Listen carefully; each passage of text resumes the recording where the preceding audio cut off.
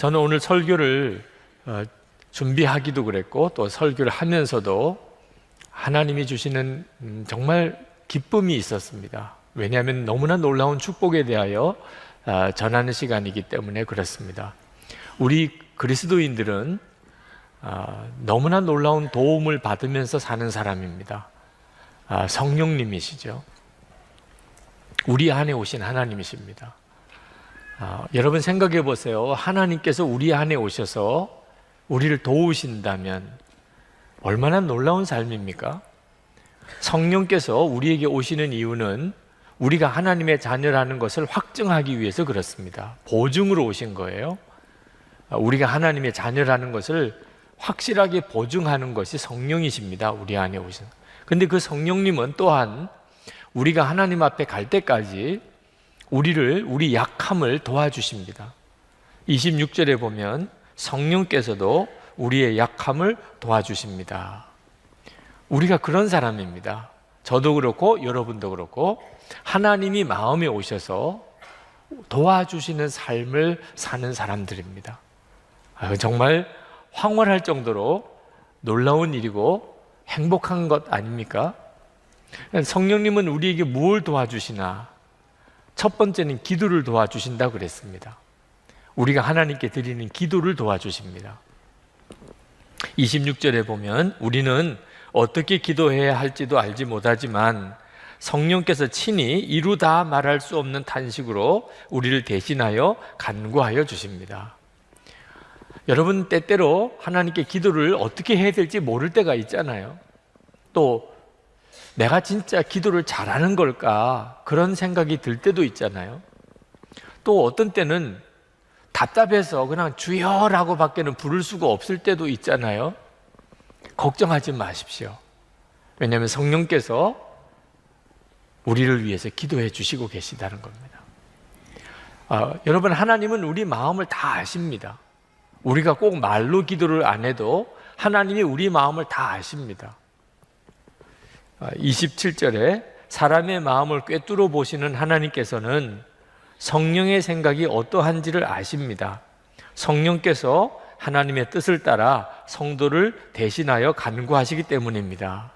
지난 금식성회 때 오신 분들은 들으셨고 또 보셨겠습니다만 임은미 목사님께서 케냐의 선교사로 계셨을 때 그때 이야기를 하시면서 우리가 어떤 때는 정말 기도할 수가 없어서 주여라고만 불러도 훌륭한 기도가 된다는 것. 우리가 주여라고만 불러도 하나님은 다 아신다는 것. 우리의 기도를. 정말 그렇습니다. 성령께서 우리에게 오신 이유는 우리의 기도를 도와주시려고 하심입니다.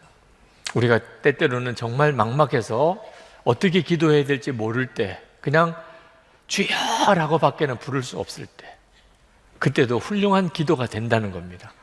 성령께서 오셔서 우리를 위해서 대신 하나님께 기도해 주시니까. 그러나 저는 오늘 이 시간에 여러분이 이 영상과 이 말씀에 너무 은혜를 받지 않았으면 좋겠어요.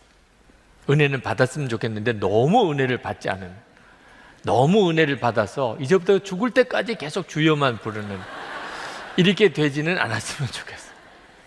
그런 점이 약간 걱정이 됩니다. 성령께서 우리를 도와주세요. 우리가 기도를 제대로 못할 때도 우리를 얼마든지 도와주세요. 그러나 성령께서 우리가 평생 죽을 때까지 계속 주여만 부르라고 제대로 한번 하나님 앞에 제대로 된 기도도 못 드려보고 계속 그냥 주여만 부르라고 그냥 주님이 알아서 기도해 주시겠지 그러라고 이런 은혜를 주시는 건 아닙니다. 여러분 오늘 이 말씀에서 우리가 진짜 주목해 봐야 될 구절이 있어요. 그것은 이루다 말할 수 없는 탄식으로. 성령께서 지금 우리 안에 오셔서 이루다 말할 수 없는 탄식으로 그렇게 기도를 해주신다는 거예요. 우리를 위해서. 그러면 이게 무슨 뜻이죠? 우리 형편이 그렇게 심각하고 문제가 깊다는 거잖아요. 아니 문제가 깊지도 않고 심각하지도 않은데 성령께서 이루다 말할 수 없는 탄식을 하실 이유가 뭐가 있습니까? 성령께서 심각하게 보시니까 그렇게 기도하잖아요. 그런데 우리는 그걸 몰라요. 성령은 아시고 그렇게 기도하시는데 우리는 우리 문제를 몰라요. 우리는 기도를 해도 성령께서 탄식할 만한 기도를 해요. 너는 어째서 그런 기도밖에 할 줄 모르니? 그런 기도만 하고 있다고요. 여러분, 우리가 기도하는 것을 실제로 녹음해서 우리 한번 같이 들어보실까요? 창피해서 고개를 못 들 거예요. 내가 밥을 먹을 때, 잠을 잘 때, 아침에 일어났을 때 이렇게 교회에 와서 그냥 이렇게 내 마음속에 일어나는 기도를 다 녹음해서 들어보면 결국은 좀 더 편하게 해주세요. 고통은 없애주세요. 좀 더 잘 살게 해주세요. 좀 더 잘 먹게 해주세요. 그냥 나밖에 없어요. 그냥 내 가족, 조금 더 가면 내 교회, 그냥 우리 나라. 우리 기도가 그런 기도밖에 안 된다고요. 그러니까 성령께서 탄식한다고요. 왜냐하면 우리의 문제는 너무 심각한데 우리가 그렇게밖에 기도를 못하니까. 지나고 난 다음에 보면 아무것도 아닌 문제들, 오히려 없었으면 더 좋았을 것 같은 것들을 구하느라고, 어린이 애들도 아니고 말입니다. 그런 수준의 기도밖에는 못하는 우리를 보시고 성령께서 이루다 말할 수 없는 탄식으로 기도를 하신다고요. 저는 고등학교 지나갈 때 입시에서 실패를 했던 적이 있습니다. 합격자 발표를 보는 날 제가 명단에 없다는 것을 알고 저 개인적으로도 크게 실망을 했지만 가장 머리에 떠오르는 분이 아버님이셨어요. 아버님이 저에 대해서 기대가 많으신 것 같은데, 그리고 제가 맞이고 제가 이렇게 입시에 실패한 것을 아버님이 얼마나 마음 아파하실까.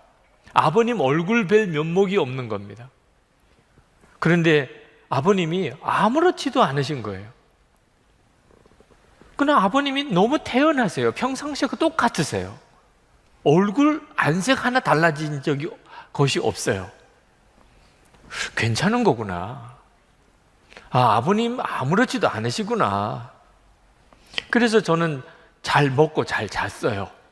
아버님이 괜찮으시니까 마음의 부담이 썩 없어졌죠. 그런데 며칠 뒤에 어머니께서 하시는 말씀이 제 마음을 쳤어요. 아버님이 며칠째 잠을 못 주무신다는, 도무지 잠을 못 주무신다는 거예요. 제 앞에서는 아무렇지도 않은 척하면서, 제가 혹시라도 미안해할까봐, 제가 혹시라도 마음에 짐이 될까봐 저 앞에서는 전혀 아무렇지도 않은 척 하시면 잠을 못 주무신다는 거예요. 사실 우리가 자녀를 길러보면 자녀 문제는 본인보다도 부모가 더 안타까워하지 않습니까? 저는 아버님의 마음을 정말 잊지 못했어요. 그게 오랫도록 기억이 납니다. 그러나 육신의 아버지도 그렇지만 저는 제 안에 계시는 성령님께서 가지고 있는 생각도 몰랐어요. 성령님은 도대체 무슨 생각을 하실까, 제 안에 오셔서. 제가 회심하던 때 저는 밤새도록 울면서 회개했습니다. 저는 제게 그렇게 회개할 제목이 많은 줄 몰랐어요. 성령께서 저에게 그걸 알게 하실 때 눈을 열어주시니까 밤잠을 자지 못하고 울면서 회개했어요. 그렇게 제 죄가 많은 겁니다. 그러니 여러분, 우리는 정말 알아야 할 것을 모르고 살아요. 우리 안에 성령님께서 왜 오셨겠습니까? 진짜 눈을 떠야 될 것, 정말 보아야 될 것, 정말 알아야 될 것, 정말 기도해야 될 것을 알게 하시려고 하심입니다. 어느 집사님이 저에게 굉장한 오해를 하시고 아주 거짓 소문을 교회에 퍼뜨린 적이 있었습니다. 그 소문이 있다는 것을 제가 듣고는 엄청나게 마음에 상처가 되고, 그 소문을 믿은 교인들도 너무 배신감이 느껴지고 말할 수 없이 화가 났습니다. 그러나 더 힘든 것은 주님이 아무 말을 하지 말라는 겁니다. 그 일에 대해서 아무 말을 하지 말라는 거예요. 그러니 저는 사람들이 저를 오해해서 거짓 소문을 믿는 줄 알면서도 말하거나 설명하거나 해명을 못하는 거죠. 그건 정말 죽는 것 같았어요. 기도도 할 수 없었어요. 내가 이러다가 진짜 속이 썩어서 죽겠구나 그런 생각이 드는데 나도 모르게 튀어나온 기도가 나는 죽었습니다. 하나님, 유기성이는 죽었습니다. 정말 제가 죽지 않으면 견딜 수 없다는 느낌이 들었어요. 그 기도를 한 10번은 한 것 같습니다. 나는 죽었다는 고백을. 근데 참 놀라운 일이 벌어졌어요. 너무나 놀라운 평강이 갑자기 마음에 임하는 겁니다. 아, 이것이 죽음인가 보다. 그런 생각이 들었어요. 억울한 마음도 없어지고 분노도 사라지고 섭섭한 마음도 사라지고, 그러니까 진짜 살 것 같은 거예요. 이제 무슨 기도를 해야 될 것 같은데 무슨 기도를 해야 되나? 그래서 주님의 마음을 주십시오. 뭐라고 기도해야 될지 주님은 아시지 않겠습니까? 주님의 마음을 주십시오. 그 순간에 갑자기 애통함이 밀려오는데 그냥 펑펑 울었어요. 지금까지 그렇게 많이 울은 적이 없어요. 너무너무 울었어요. 나중에는 지쳐서 울 수가 없을 정도까지. 그때 제 마음속에 언뜻 떠오르는 생각이, 내가 왜 우나? 내가 왜 우는지도 모르고 울었다니까요. 그때 깨달은 것이, 내가 주님의 마음을 달라고 그랬지. 주님의 마음을 주십시오. 이루 다 말할 수 없는 탄식, 그게 성령의 마음이라는 것을 저는 그날 처음 경험했어요.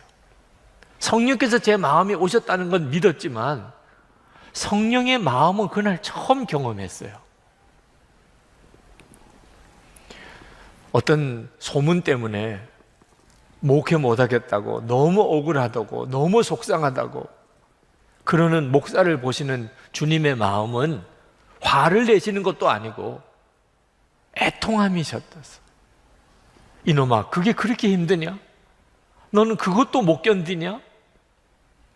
교회 안에서 서로 말도 안 되는 소문들, 말들이 또 오고 가는 이런 현상을 보시는 주님의 마음은 화를 내시기보다는 애통함이셨어요. 여러분들도 한번 가족을 위해서 하나님 마음을 주세요.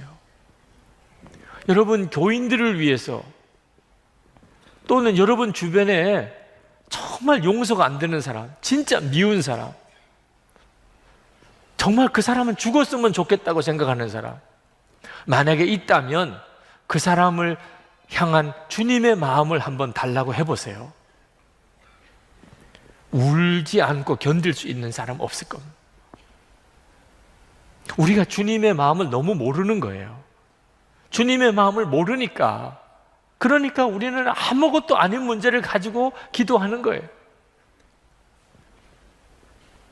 성령께서 우리 안에 오셨을 때 얼마나 그 일이 답답하시겠습니까?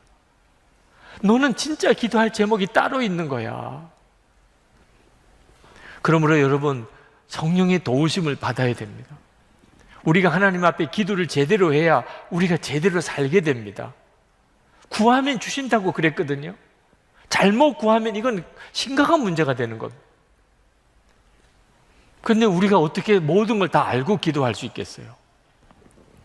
성령님이 그래서 오신 거예요. 성령님이 우리를 그래서 도우시는 거예요. 여러분, 하나님은 우리 마음을 다 아십니다. 모르실 수가 없지요. 우리 마음에 와 계시니까.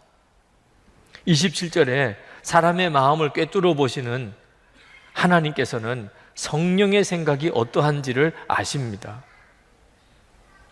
여러분, 이건 정말 놀라운 축복입니다. 하나님과 마음이 완전히 통하는 관계입니다. 우리는 하나님과 우리는 마음이 완전히 통해요. 하나님이 우리 안에 오셔서 우리 마음을 다 아시죠. 우리도 하나님을 그렇게 알게 되어 있습니다. 이건 엄청난 축복이고 놀라운 은혜입니다. 하나님과 이렇게 친밀한 관계. 다윗이 시편 19편 14절에 나의 반석이시오 나의 구속자이신 여호와여 내 입의 말과 마음의 묵상이 주님 앞에 연락되기를 원하나이다. 다윗은 자기 마음의 묵상이 주님께 연락되는 걸 알았어요. 마음이 생각만 해도 하나님이 아신다는 겁니다. 우리야말로 진짜 그렇습니다. 여러분, 하나님을 기쁘시게 하는 것은 어렵지 않아요. 아주 쉬운 일이에요. 여러분이 마음으로 하나님이 기뻐하시는 생각을 하면 하나님을 기쁘시게 할 수 있어요. 여러분의 마음이 하나님이 기뻐하는 생각만 하면. 그러나 이 말씀은 또 한편으로는 굉장히 두려운 말씀입니다. 우리가 만약에 성령께서 내 마음에 계시다는 것을 진짜 믿지 못하면, 그러면 우리는 마음으로 짓는 생각으로 하나님 앞에 엄청난 죄를 짓는 거예요. 하나님을 면전에 두고 우리가 막 거친 말을 하고 욕을 하고 화를 내고, 이게 말도 안 되는 일이죠. 만약에 우리가 눈을 떠서 하나님을 뵙는다면 이건 상상도 안 되는 일입니다. 그러나 하나님은 우리에게 은혜를 주셔서 성령으로 우리 안에 오셨어요.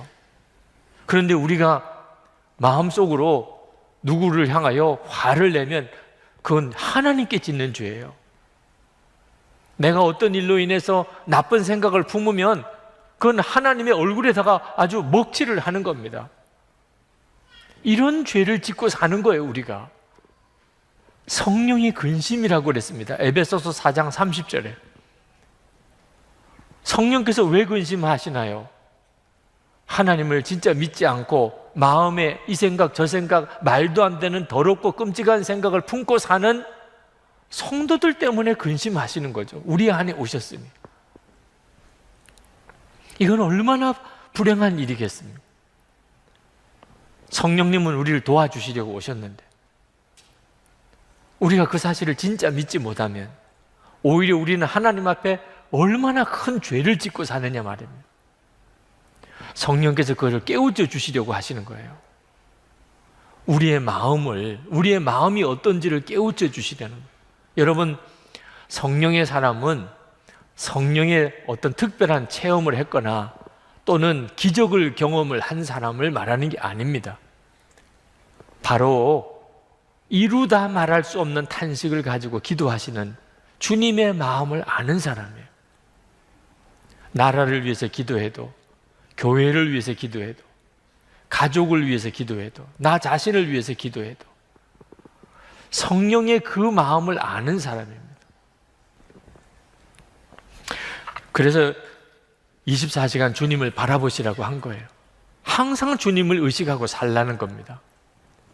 여러분이 여러분의 마음에 이미 와 계신 성령님을 진짜 믿고 여러분의 마음의 묵상이 그대로 하나님께 올라간다는 걸 진짜 믿고 하나님은 여러분의 마음을 알고 계시다는 걸 믿고 여러분의 마음을 항상 주님을 바라보는 시선을 고정하고 하나님이 기뻐하시는 생각으로 여러분 한번 살아보십시오. 여러분이 얼마나 놀라운 축복을 받은 사람인가를 알게 됩니다.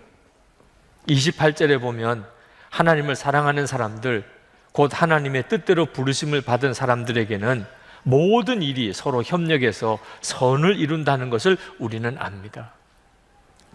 여러분, 성령께서 우리에게 오신 것은 모든 것이 합력해서 선을 이루게 되는 인생을 살게 하려고 하시는 겁니다.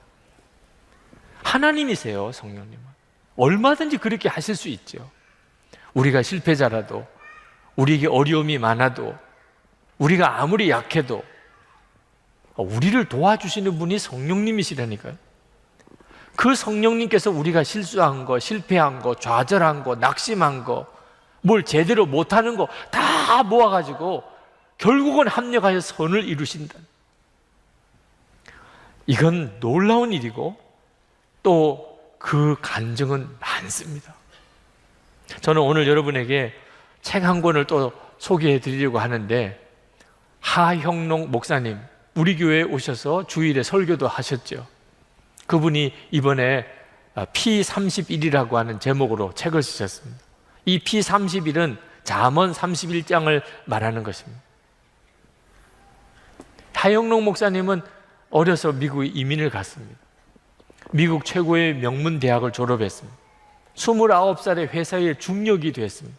돈을 잘 벌었어요. 근데 어느 날 고속도로에서 교통사고가 났습니다. 갑자기 의식을 잃은 겁니다. 병원에 가서 진단을 해보니까 심장이 완전히 망가졌어요. 심장 이식 수술을 해야 될 정도. 그냥 다른 치료가 없고 심장을 완전히 이식을 해야 돼요. 그때 당시만 해도 심장 이식이 미국에서도 아주 어려운 수술이었던 때 생명의 위기가 온 겁니다. 그동안 벌어놓은 거 다 없어졌어요. 어린 딸 둘, 아내 남겨두고 이제는 정말 죽을까 살까 하는 순간이 온 거죠. 그때 하영록 목사님이 하나님 앞에 간절히 기도한 것은 심장을 고쳐달라는 것이었어요. 그렇지 않았겠어요? 심장을 고쳐주십시오. 심장 이식 수술을 했습니다. 그러나 부작용이 있어서 두 번째 심장 이식 수술을 해야 됐습니다. 한 번 하기도 끔찍한 일인데 두 번 심장 이식 수술을 해야 됐습니다. 그때 기도가 달라졌습니다. 성령의 체험을 했습니다. 내가 심장만 고쳐달라고 해서 될 게 아니구나. 심장이 고쳐지면 그러면 또 옛날처럼 살 거 아니야? 내가 지금 필요한 것은 심장이 고쳐지는 게 아니고 나 자신이 고쳐지는 것이어야 하는 거구나. 그래서 하나님 앞에 그때부터 기도하기를, 하나님 나를 고치세요. 새 삶을 살게 해주세요. 완전히 새로운 삶을 살게 해주세요. 그리고 그가 병원에 있는 동안에 성경을 2번 통독을 했습니다. 그때 평소에는 전혀 눈에 들어오지 않던 성경 구절이 하나 눈에 들어왔습니다. 마태복음 22장 39절 말씀입니다. 내 이웃을 내 자신같이 사랑하라. 그전에는 이런 성경 구절은 눈에 들어오지 않았습니다. 오직 성공해야지, 오직 돈 벌어서 잘 살아야지, 그렇게 살았습니다. 그런데 그렇게 성공하고 돈을 많이 벌어도 다른 사람에게는 아무런 도움이 안 되는 삶을 사는 겁니다. 자기는 성공을 했는데 다른 사람에게는 아무런 영향이 없는 겁니다. 이런 인생은 진짜 축복의 인생이 아니구나. 하나님의 자녀들은 자기가 잘 되는 것은 다른 사람에게 유익한 것입니다. 다른 사람에게 도움이 되도록 사는 것이 진짜 복된 삶이라는 것을 깨달았어요. 그래서 그는 그때부터 기도 제목이 다른 사람을 도와주며 살기 원합니다. 사업을 새로 시작했습니다. 그 새로 시작하는 회사에 비전을 정하기를, 우리는 어려운 자를 위하여 존재한다, 그렇게 정했습니다. 주차장, 신개념의 주차장 건축회사를 세웠습니다. 회사가 너무너무 부흥을 했습니다. 그 회사의 경영 원리가 잠언 31장입니다. 철저하게 잠언 31장에 있는 말씀대로만 회사를 경영했는데 회사가 그렇게 성공한 거예요. 오바마 대통령이 당선되고 미 연방정부에서 건축과학과 관련된 분야의 자문위원으로, 백악관 자문위원으로 그렇게 선정이 되었습니다. 한국에서 KBS 글로벌 성공시대에 이분의 이야기가 소개가 됐습니다. 그런데 글로벌 성공시대에 그분의 이야기가 소개가 됐지만 진짜 중요한 부분이 빠졌어요. 그분이 성공했다는 게 중요한 게 아닙니다. 성경 말씀대로 회사를 경영했는데도 성공했다는 게 중요한 거죠. 그런데 KBS에서는 공영방송이라 그런 내용은 방영할 수가 없다고 그래서 성공한 내용만 소개를 했습니다. 하나님께서 진짜 이야기를 전해야 할 내용을 전해야 하겠기 때문에 저를 만나는 어떤 계기가 되었습니다. 저희 교회도 오셨고 그래서 책을 출판하게 됐습니다. 그 책이 이 책입니다. 이 책 속에는 단순히 하영록 목사님이 얼마나 성공했느냐 하는 이야기가 들어있는 게 아니고 성경 말씀으로 어떻게 그렇게 성공했느냐고 하는 것을 쓰고 있어요. 하영록 목사님은 큰 회사의 CEO지만 또 동시에 그는 목사입니다. 교회에서 목사로 세웠어요. 두 가지 다 아무런 어려움이 없대요. 회사 CEO나 교회 목사나. 왜? 똑같은 원리로 하니까, 똑같은 원리로. 성령님은 이렇게 우리를 도와주시는 거예요. 우리에게 어떤 실패가 있든지, 어떤 좌절이 있든지, 어떤 어려움이 있든지 성령님께서 도와주시기 시작하면 그러면 정말 놀라운 삶을 살게 되는 겁니다. 저는 저 개인적으로 이 로마서 8장 28절 하나님을 사랑하는 자, 곧 그 뜻대로 부르심을 입은 자들에게는 모든 것이 다 합력하여 선을 이루느니라. 이 말씀은 저의 말씀 기도입니다. 제 개인적인 말씀 기도예요. 하나님, 이 말씀이 저에게 이루어지기를 원합니다. 저는 개인적으로 제 삶에 실패가 있어요. 좌절도 있습니다. 하고 싶은 거 못한 것도 많아요. 생각할수록 부끄러운 순간들도 너무 많습니다. 지난 날을 돌아보면 너무 아쉬워요. 그런데 성령께서 도와주시려고 오셨다는 것. 결국은 선하게, 모든 것이 다 선하게 그렇게 결론 지어지게 만들어 주신다. 그러면 된 거잖아요. 실패가 있어도, 좌절이 있어도, 좀 부끄러운 일들이 있어도 결국은 선하게 만들어 주신다. 하나님, 그렇게 되기를 원합니다. 여러분들도 아마 여러분의 인생의 마무리가 어떻게 될지 궁금하신 분들이 있으실 겁니다. 내 인생은 정말 해피엔딩으로 끝날까? 여러분들도 실패가 있으실 거예요. 좌절도 있으실 겁니다. 낙심스러운 것도 있으실 거예요. 지금도 절망 가운데 있는 분도 있으실 거예요. 그래서 성령님이 오신 거라니까요. 성령께서 여러분을 도우시려고, 여러분들이 실패하고 좌절하고 낙심하고 모든 것들을 다 협력하여 결과적으로는 선을 이루게 만들어 주신다니까. 여러분, 그 성령님이 이미 여러분 안에 오신 걸 모르십니까? 그 성령님을 주목하시고 사셔야 됩니다. 문제는 우리가 정말 모든 것이 협력하여 선을 이루는 그 사람에 해당되느냐 하는 거겠죠. 정말 그렇게 하나님은 나를 택하셨을까요? 사도 바울은 한 가지만 점검해 보라고 말씀하십니다. 정말 나는 모든 것이 합력하여 선을 이루는 그런 사람이 택함을 받은 사람일까? 하나만 점검해 보라는 거예요. 하나님이 부르신 사람인지, 하나님이 택한 사람인지, 하나님의 뜻대로 정말 부름을 받았는지, 하나님을 사랑하느냐 하는 거예요. 하나님을 사랑하는 자, 곧 그 뜻대로 부르심을 받은 자들에게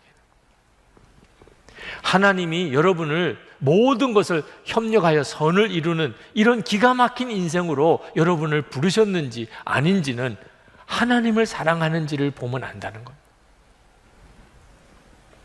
예수님께서도 요한복음 14장에서 성령을 보내주실 것에 대한 약속을 하시면서 성령이 임하신 사람은 어떤 사람인가? 주님을 사랑하게 된다는 겁니다. 그리고 주님의 말씀대로 살게 되고, 그리고 주님을 실제로 바라보게 된다는. 요한복음 14장 15절에 너희가 나를 사랑하면 나의 계명을 지키리라. 요한복음 14장 21절에 나의 계명을 지키는 자라야 나를 사랑하는 자니 나를 사랑하는 자는 내 아버지께 사랑을 받을 것이요 나도 그를 사랑하여 그에게 나를 나타내리라. 예수님께서 베드로가 예수님을 3번이나 부인하고 심지어 저주까지 하면서 낙심해서 고기잡이하러 떠나버렸습니다.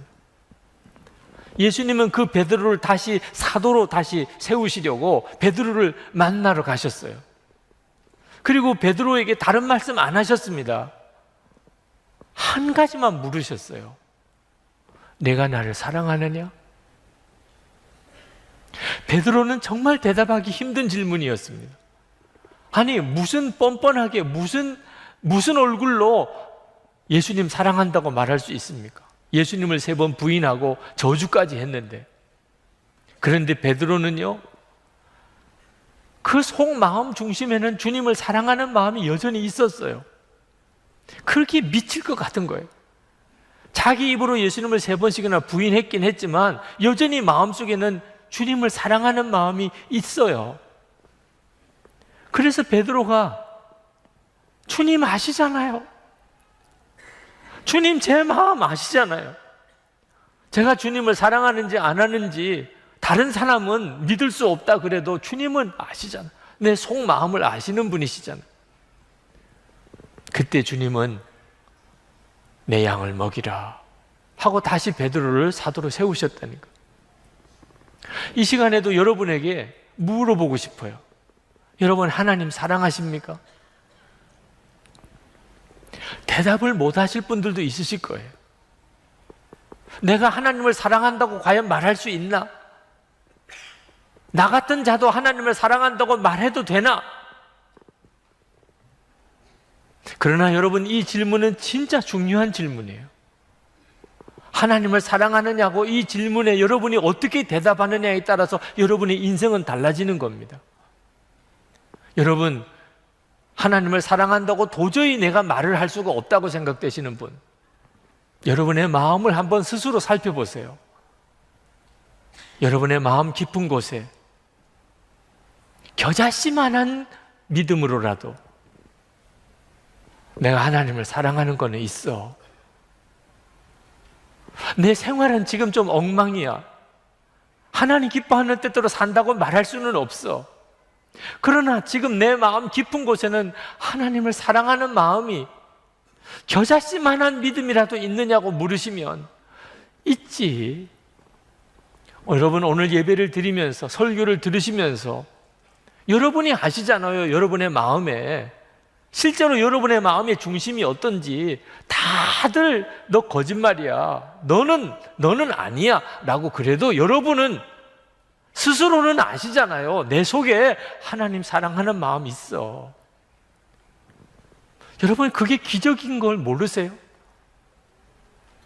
구원받지 못한 사람, 불신자들에게는 겨자씨만한 것도 없어요. 하나님을 사랑하는 마음이 도무지 없다고요. 구원받지 못한 사람에게는. 여러분에게 하나님을 사랑하는 마음이 겨자씨만큼이라도 있다면 성령께서 여러분 안에 계신 거예요. 성령께서만 그렇게 하실 수 있는 거니까. 언제까지 그 겨자씨만한 믿음으로만 사는 거는 문제가 있죠. 오늘 여러분들이 여러분의 마음의 깊은 곳에, 여러분이 그동안에 무시하고 살았고 외면하고 살았고 믿지 못하고 살았고, 그러나 떠나지 않으시고 여전히 여러분 안에 계신 그 성령님의 역사, 그걸 주목하셔야 돼요. 오늘은 정말 붙잡으셔야 돼요. 내 안에 진짜 계시구나. 오늘 여기 교회에 오기까지 이건 도대체 무슨 역사지? 여러분, 여러분의 인생이 얼마나 복을 받았는지 아셔야 됩니다. 하나님이 여러분을 도우시려고 여러분의 마음에 와 계시다니. 이제는 여러분이 그것을 진짜 믿으시고 성령님께 반응하셔야 돼요. 성령님께, 성령님 저를 도와주세요. 성령님 저를 인도해 주세요. 성령님, 제가 뭘 깨닫지 못하는 거 있습니까? 이루 다 말할 수 없는 탄식을 혹시 하고 계십니까? 제가 뭘 도대체 깨달아야 되지요? 제가 아무것도 아닌 것 가지고 지금 기도하고 있습니까? 제 마음이 그대로 하나님께 올려지는데 이제는 정말 주님만 바라보고 살겠습니다. 여러분들이 그렇게 반응하기 시작하면 성령님은 너무너무 기뻐하세요. 바로 그걸 위해 오셨기 때문에. 혹시 여러분 중에 목사님 오늘 설교를 듣는 중에 나는 이상할 정도로 아무것도 깨달아지는 게 없고 정말 하나도 귀에 안 들어옵니다, 그러신 분은 성령님이 안 계신 거지요. 그런 분들은 성령님을 초청하세요.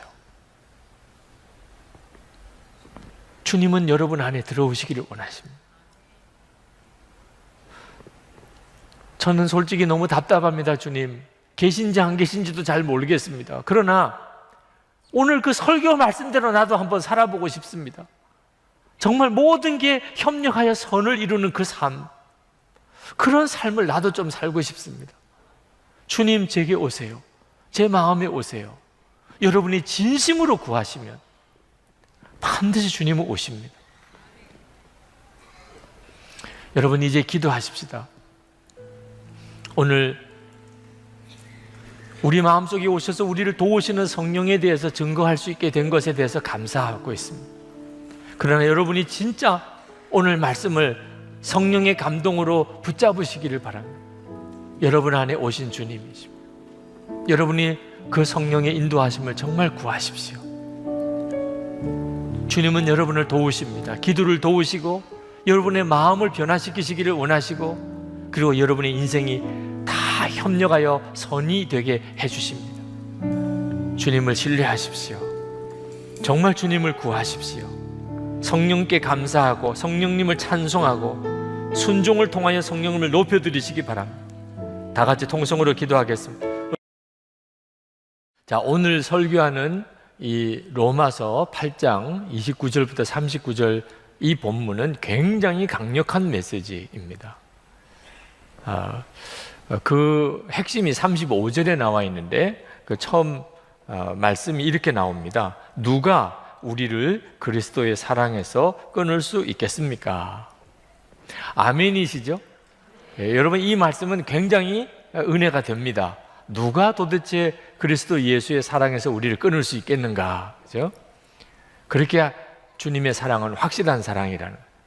그런데 사실 이 구절은 뒤에 하반절까지 읽어봐야 됩니다. 그 뒤에 구절이 굉장히 부담스럽습니다. 환난입니까? 곤고입니까? 박해입니까? 굶주림입니까? 헐벗음입니까? 위협입니까? 또는 칼입니까? 이 부분에 오면은 그렇게 쉽게 아멘이 잘 안 됩니다.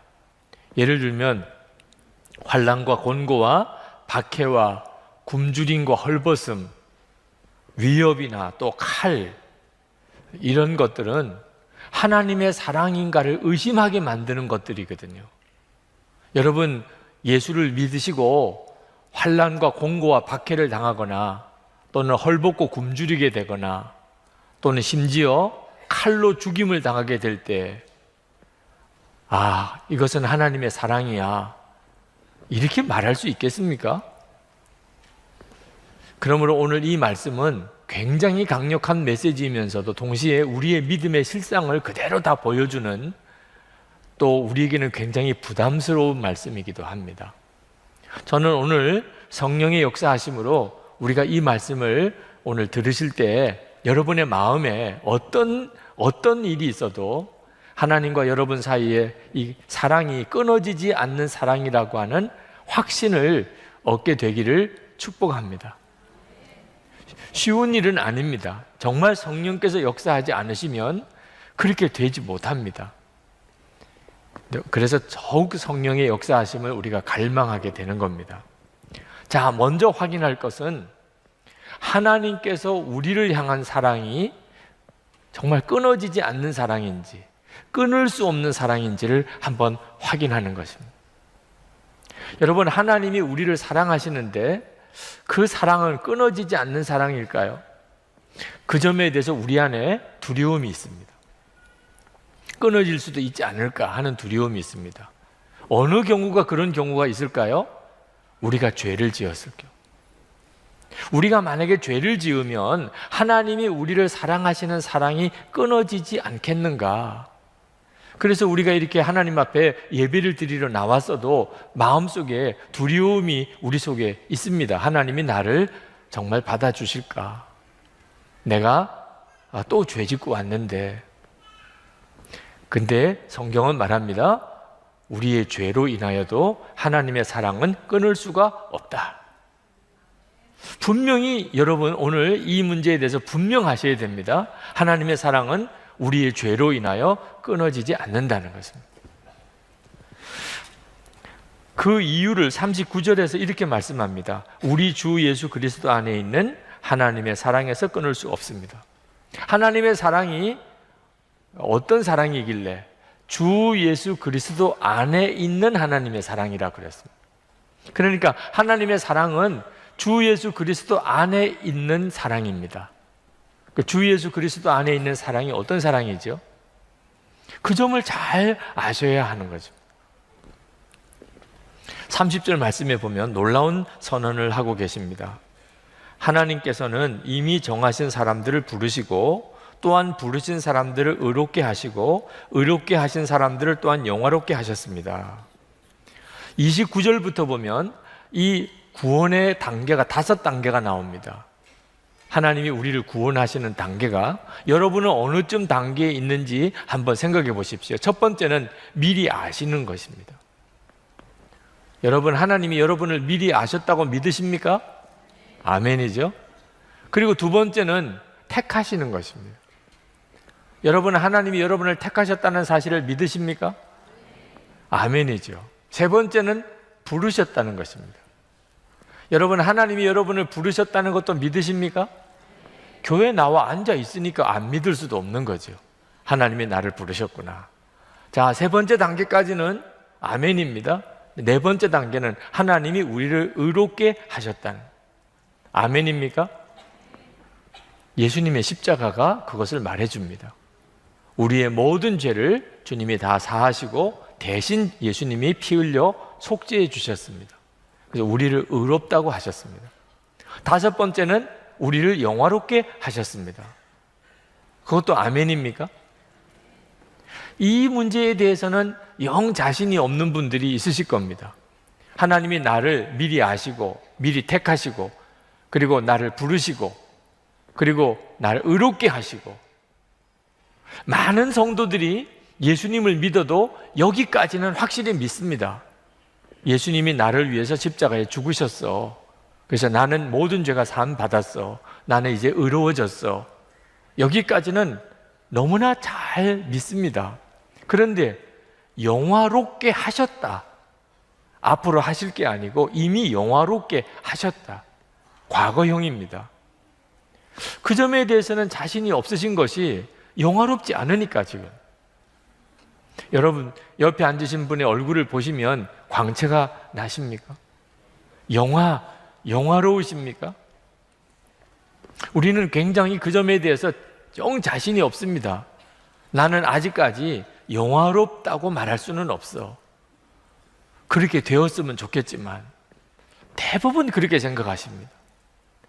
그것은 예수님을 믿는 것을 속죄 받은 것에만 국한하고 있기 때문에 그렇습니다. 우리는 예수님을 진짜 제대로 믿어야 합니다. 예수님을 제대로 믿는 것은 갈라디아서 2장 20절에 놀라우게 고백되어 있습니다. 우리는 예수님과 함께 죽고 예수님으로 사는 자가 되었다는 것입니다. 갈라디아서 2장 20절에 내가 그리스도와 함께 십자가에 못 박혔나니 이제는 내가 산 것이 아니요 내 안에 그리스도께서 사시는 것이라. 여러분이 예수님과 함께 십자가에서 죽었고 여러분 안에 그리스도가 사시는 것이라면 여러분은 영화롭게 되신 거예요? 아니에요? 영화롭게 되신 거죠. 예수님이 여러분 안에 사신 거니까. 예수님은 이미 영화로우신 분이시잖아요. 여러분이 예수 믿는 것을 어떻게 이해하느냐에 따라서 이 말씀이 이해가 되기도 하고 또 안 믿어지기도 합니다. 나는 죽었고 예수님이 내 생명이셔. 이것이 믿어지는 사람은, 그렇게 고백이 되는 사람은 영화롭게 하셨다는 말씀이 믿어지는 거예요. 이 사실이 믿어지는 사람에게는 하나님이 나를 사랑하시는데 죄로 인하여 끊어질 수 있을까? 이건 말도 안 되는 겁니다. 우리가 어떤 죄를 지었다 할지라도 이미 우리는 영화롭게 된 사람입니다. 그리고 하나님이 우리를 그렇게 인도하세요. 하나님은 우리를 완벽하게 구원해 주셨습니다. 그 은혜를 믿으라는 거죠. 오늘 아침에 어느 여성도님이 예배가 끝나고 난 다음에 저에게 잠깐 상담을 하셨는데 시간이 너무 없으니까 상담을 제대로 드리지를 못했어요. 그래서 설교 때 약간 보충을 해드리려고 합니다. 그 성도님은 기도 응답을 못 받은 것에 대해서 안타까워하셨습니다. 그는 예수를 믿고 마음이 너무너무 간절한 사모하는 마음이 생기는데 그것은 정말 주님을 체험하고 싶은 것입니다. 어떤 사람은 예수님이 빛과 같이 자기에게 임하셨다고 하는 이야기도 들었고, 어떤 사람은 비둘기 같은 성령이 자기에게 임했다고 이런 말도 들었습니다. 그래서 자기도 정말 그렇게 하나님을 체험하고 싶었습니다. 그리고 기도했습니다. 기도했으면 받은 줄로 믿으라고 그래서 지금 기다리고 있습니다. 그런데 자기는 도무지 그런 은혜를 못 받고 있다는 겁니다. 목사님, 도대체 왜 나에게는 하나님이 그런 은혜를 안 주시는 건가요? 제가 그 성도님에게 말씀을 드렸어요. 성도님, 이미 성도님은 비둘기같이 성령이 임하시거나 빛으로 주님을 만나시는 것과 비교가 안 되는 너무나 놀라운 은혜를 이미 받고 있는 것을 모르고 있기 때문입니다. 이미 성도님 안에 주님이 임하셨습니다. 주님이 이미 성도님 안에 임하셨어요. 그 갈급함이 말해주고 있는 겁니다. 성도님 안에 주님이 임하지 않았다면 성도님이 이 갈급함은 설명할 수가 없습니다. 성도님이 빛으로 체험을 하든 비둘기같이 체험을 하든 그거는 부수적인 문제입니다. 더 중요한 것을 감사하고 기뻐하지 못하면 그러면 그 부수적인 것들을 통해서 결코 하나님의 은혜에 만족을 할 수가 없습니다. 여러분, 어린아이가 부모님과 함께 사는 것이 가장 큰 축복이죠. 그 부모님이 선물을 사가지고 오는 것은 부수적인 것입니다. 그런데 이 아이가 자기가 부모님과 함께 사는 것이 얼마나 놀라운 축복인지를 알지 못하고 엄마 아빠가 자기에게 원하는 선물을 안 사오는 것 때문에 만족하지 못하고 불평하고 한다면 철이 없는 거죠. 철이 없는. 그리고 그런 선물은 이 아이를 결코 진정한 만족을 줄 수가 없는 거죠. 부모님과 함께 있다는 것처럼 놀라운 축복이 어디 있나요? 여러분이 이미 충분한 은혜를 받았습니다. 여러분 안에 계신 주님이십니다. 예수님께서 여러분 안에 계시다는 것이 여러분이 충분한 은혜를 받고 있는 증거인 것입니다. 이런 체험도 저런 은혜도 다 부수적인 것들입니다.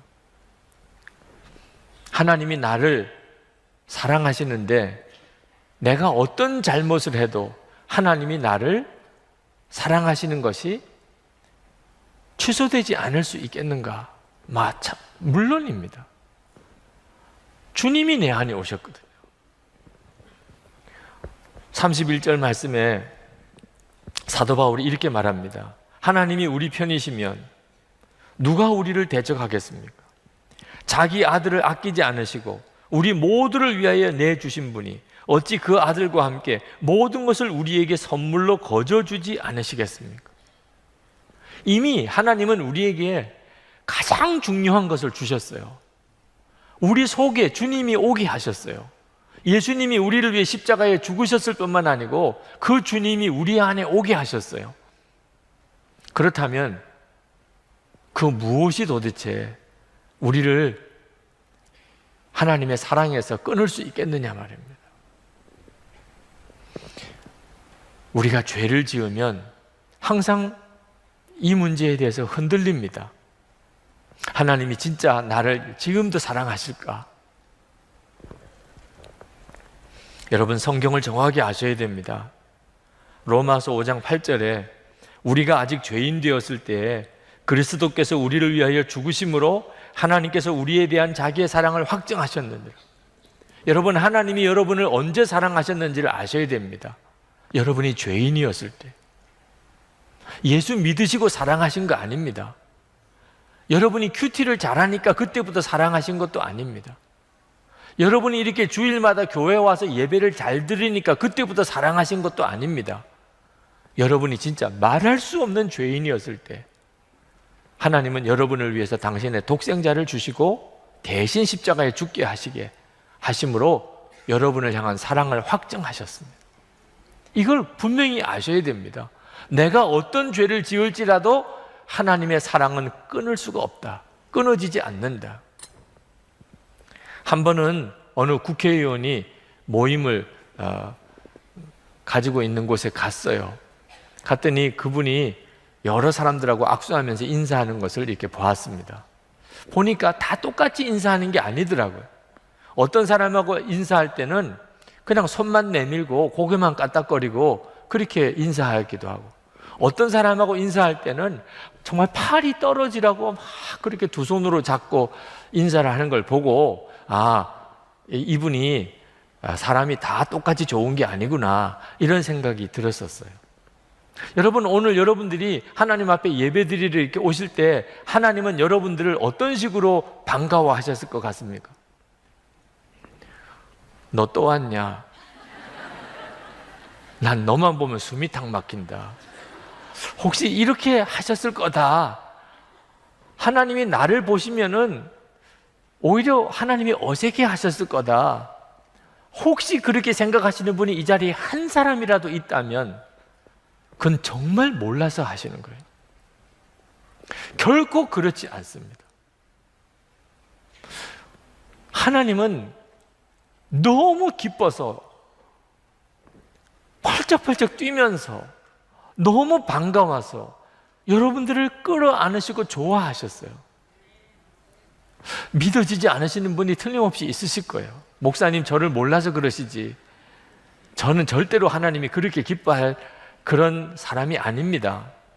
이사야 43장을 보면 거기에 이스라엘 백성들을 향하여 하나님이 이렇게 말씀합니다. 1절에 보면 너는 내 것이라. 4절에 보면 내가 너를 보배롭고 존귀하게 여기고 너를 사랑하였다. 야, 도대체 이스라엘 백성들이 얼만큼 잘했길래 하나님이 이렇게까지 말씀하셨을까? 근데 참 실망스럽게도 8절에 보면 눈이 있어도 소경이요 귀가 있어도 귀머거리인 백성이라고 말씀하셨어요. 얼마나 말을 안 들었으면, 도대체 하나님을 얼마나 속을 썩였으면 너희는 눈이 있어도 보지 못하고 귀가 있어도 듣지 못하는 자들, 그러셨을까? 그런데 더 이상한 것은 그런 이스라엘 백성들에게 주님은 내가 너를 보배롭고 존귀하게 여기고 너를 사랑하였다는 말은 또 무슨 말이죠? 하나님이 그들의 아버지시니까. 그렇게 속썩이는 백성이지만 하나님께서 그들의 아버지시니까 이스라엘 백성들을 그렇게 말씀하신 거예요. 7절 말씀에 보면 이렇게 쓰셨습니다. 내 이름으로 일컫는 자, 곧 내가 내 영광을 위하여 창조한 자라고 그들을 내가 지었고 만들었느니라. 이스라엘 백성들을 하나님이 창조하시고 만들었기 때문에 그렇게 속썩이는 자들이라도 하나님은 그들을 보배롭고 존귀하게 그리고 사랑하고 기뻐하셨다. 여러분, 우리들은 어떤 존재입니까? 예수님께서 대신 죽어주신 분, 그리고 그 영으로 우리 안에 오신 분이에요. 그런 사람입니다, 우리가. 그리고 우리 안에 오신 성령께서 우리가 하나님의 자녀임을 증거하십니다.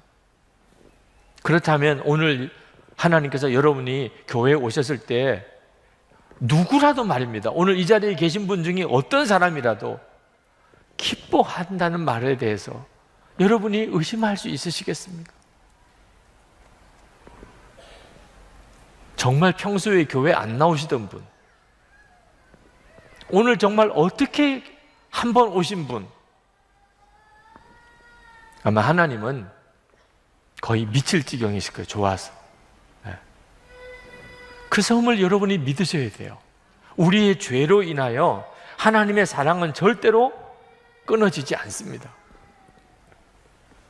33절에 34절에 의롭다 하시는 분이 하나님이신데 누가 감히 그들을 정죄하겠습니까? 그리스도 예수는 죽으셨지만 오히려 살아나셔서 하나님의 오른쪽에 계시며 우리를 위하여 대신 간구하여 주십니다. 이런 사랑을 하나님이 우리에게 지금 베풀고 계십니다.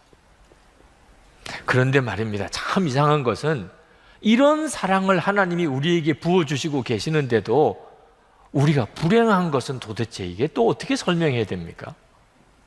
그런 하나님의 사랑을 받으면서도 우리의 마음에 기쁨이 없고 우리의 삶에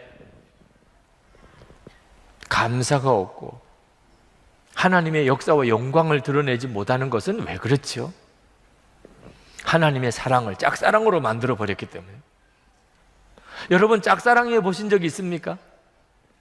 짝사랑 받아본 적이 있습니까? 위로의 말씀을 드립니다.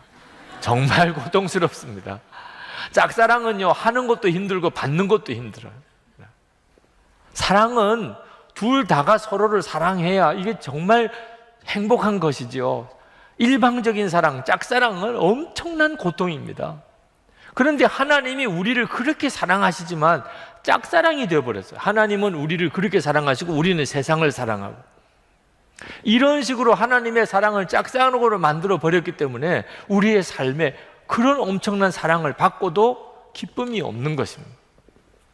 그러므로 이 끊을 수 없는 이 사랑, 하나님과 우리 사이에 이 사랑이 진짜 우리에게 행복하려면 우리도 하나님을 사랑하는 사랑이 끊을 수 없는 사랑이어야 되는 것입니다. 여러분에게 그런 점에서 물어보고 싶어요. 여러분의 하나님을 향한 사랑은 끊을 수 없는 사랑입니까? 그건 어떻게 검증하죠? 여러분의 사랑이, 하나님을 향한 사랑이 끊을 수 없는 사랑이라는 것은 어떻게 검증하느냐 말이에요. 고난을 당해 봐야 하는 것입니다.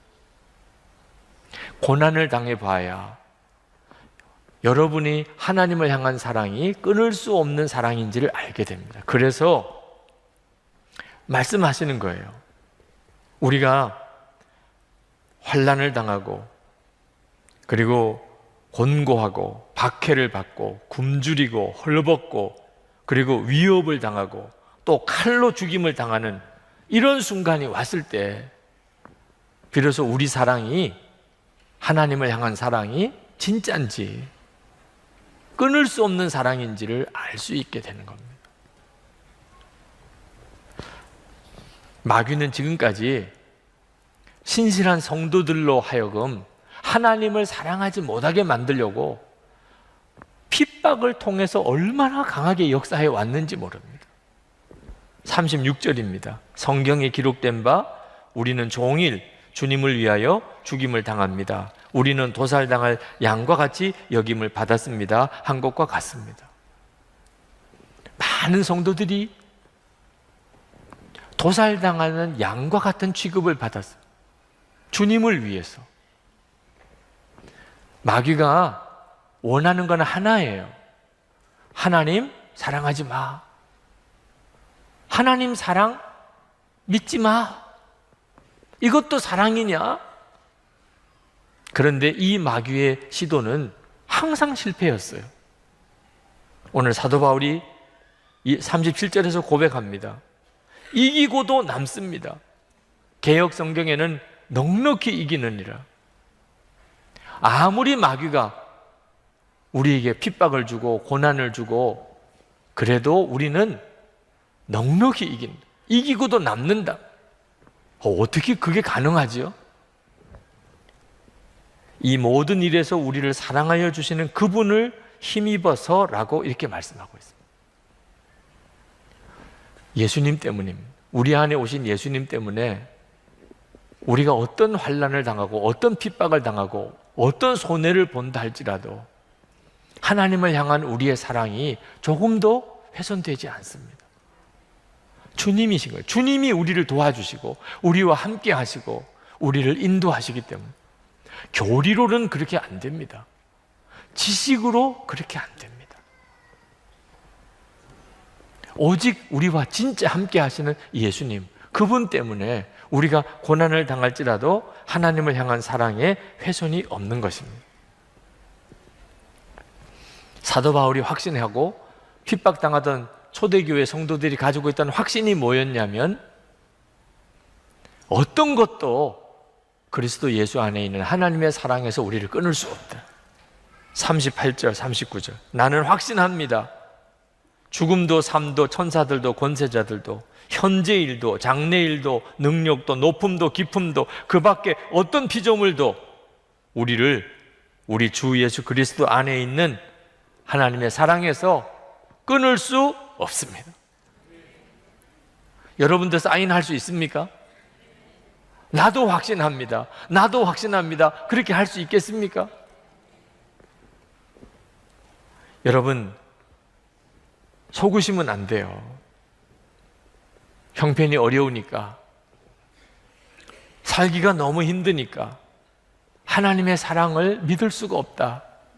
이거 완전히 거짓말입니다, 여러분. 그렇게 말하는 사람도 종종 있습니다. 너무 어려우니까 이제는 하나님의 사랑을 믿을 수가 없어. 여러분, 우리 안에 함께 하시는 주님을 우리가 알고 나면 형편 어려운 거하고 하나님을 사랑하는 거하고는 아무런 연관이 없습니다. 오히려 형편 어려운 것이, 고난이 더 축복이라고 느껴집니다. 미국 최초의 해외 선교사였던 아도니람 저드슨 선교사님, 그가 20대 초반에 미얀마로 선교사로 갔습니다. 그때 당시에 미얀마는 선교사들에게 있어서는 끔찍한 나라였습니다. 근데 이 아도니람 저드슨 선교사가 앤이라고 하는 자매를 사랑했습니다. 그는 미얀마로 선교사로 가기 전에 이 앤과 결혼하고 싶었어요. 결혼해서 같이 가고 싶었어요. 그래서 그 장인 어른에게 결혼을 허락해 달라고 편지를 썼습니다. 거기에 이렇게 썼습니다. 따님이 저랑 결혼하면 아버님은 바로 내년 봄에 따님과 헤어져 이 세상에서 다시는 보지 못하실 겁니다. 이게 뭐 허락해 달라고 쓴 거예요? 아니면 허락해 달래 주지 말라고 쓴 거예요? 정말 황당한 편지를 썼어요. 따님은 선교지에서 고난을 겪게 될 겁니다.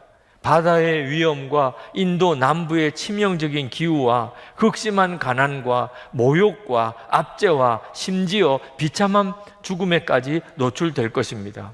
그래도 저희의 결혼을 허락해 주십시오. 하늘 집을 떠나 따님과 아버님을 위해, 그리고 죽어가는 수많은 영혼들을 위해, 시온과 하나님의 영광을 위해 돌아가신 분을 위해 허락해 주십시오. 곧 의의 면류관을 쓴 따님을 영광의 세계에서 볼 소망으로 허락해 주십시오. 앤의 아버지가 너무 황당한 거예요. 그래서 딸에게 너가 결정하라. 너가 가고 싶으면 가고 싶지 않으면 가지 마라.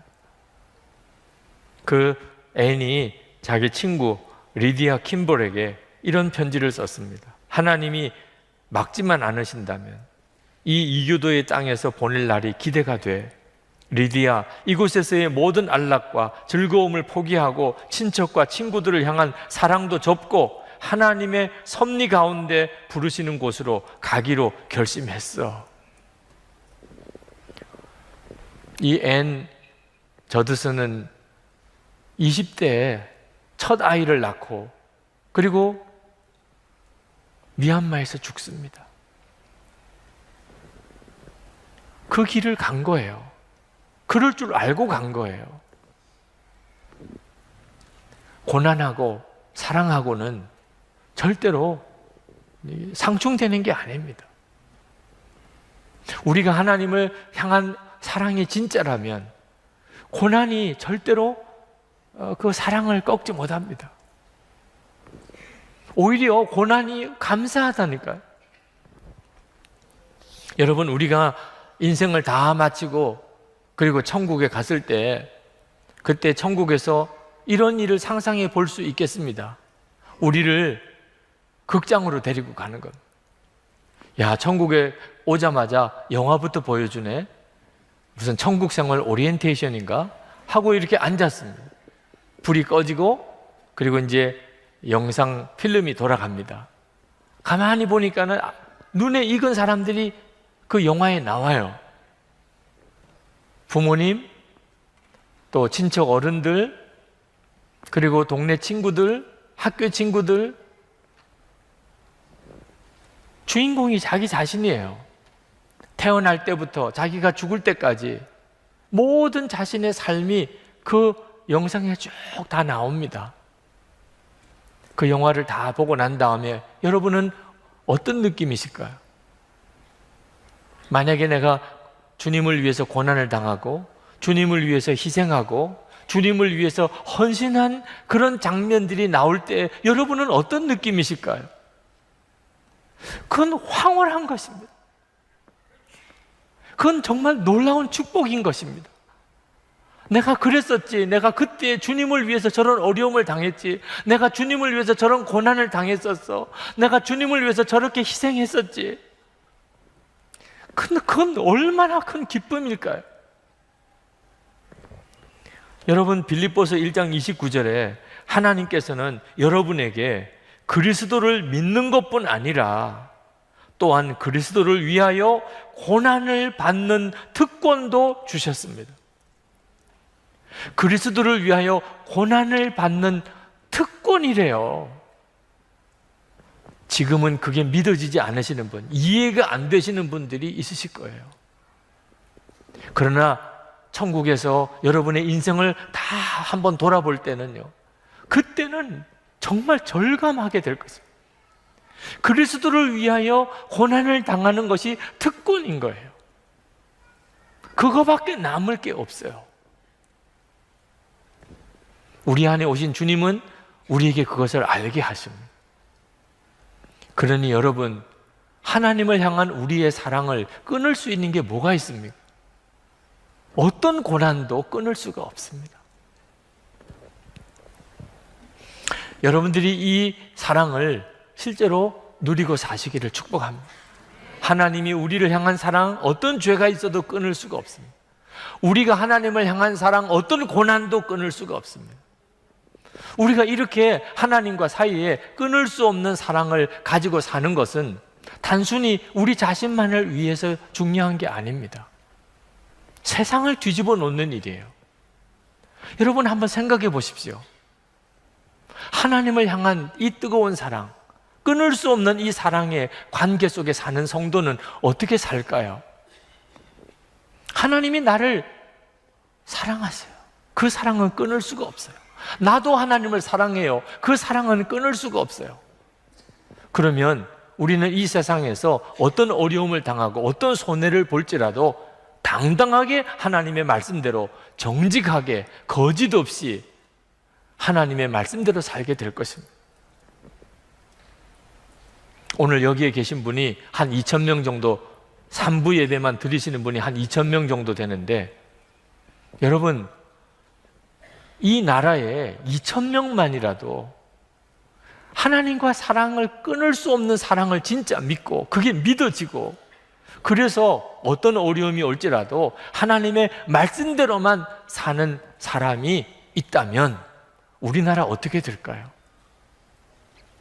어제 뉴스를 보니까 미국 대법원에서 동성애 합헌 판정을 했더라고요. 이제 미국에는 동성애 문제는 전 모든 주가 다 합헌으로 인정을 해야 됩니다. 이제는 동성애가 죄라고 하면은 법을 어기는 것이 이제 미국 전역의 연방법이 된 거예요. 우리나라도 그 영향을 아마 조만간에 심각하게 받을 것 같습니다. 우리는 걱정스러운 것이 소돔과 고모라가 왜 유황불 심판을 받았습니까? 그 소돔과 고모라 땅은 완전히 동성애 판이었어요. 그래서 하나님이 그 땅을 벌을 주셨다. 맞는 이야기예요. 그게 우리를 걱정스럽게 하고 기도하는 거예요.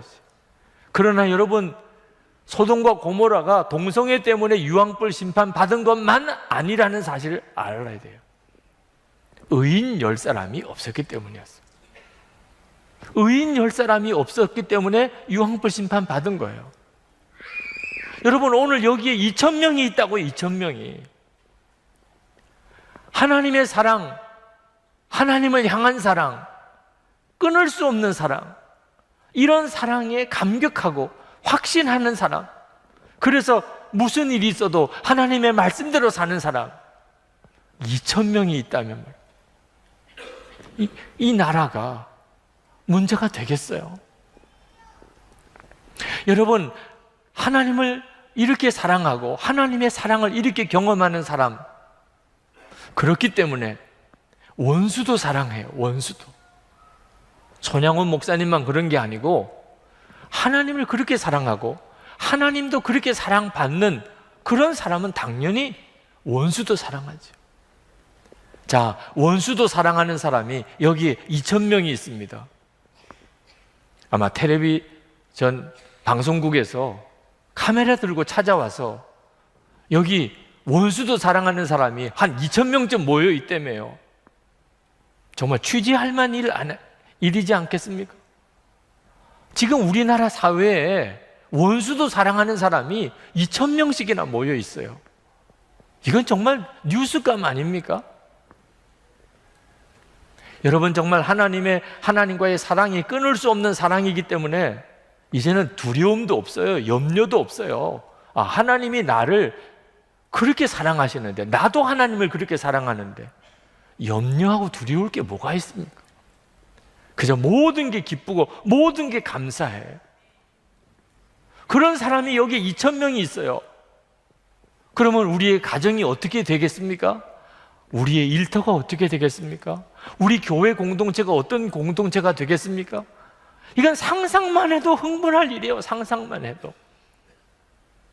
그러니 오늘 이 말씀을 그저 성경에 있으니까 한번 읽고 지나갈 일이 아니라 그 말입니다. 이건 엄청난 메시지예요.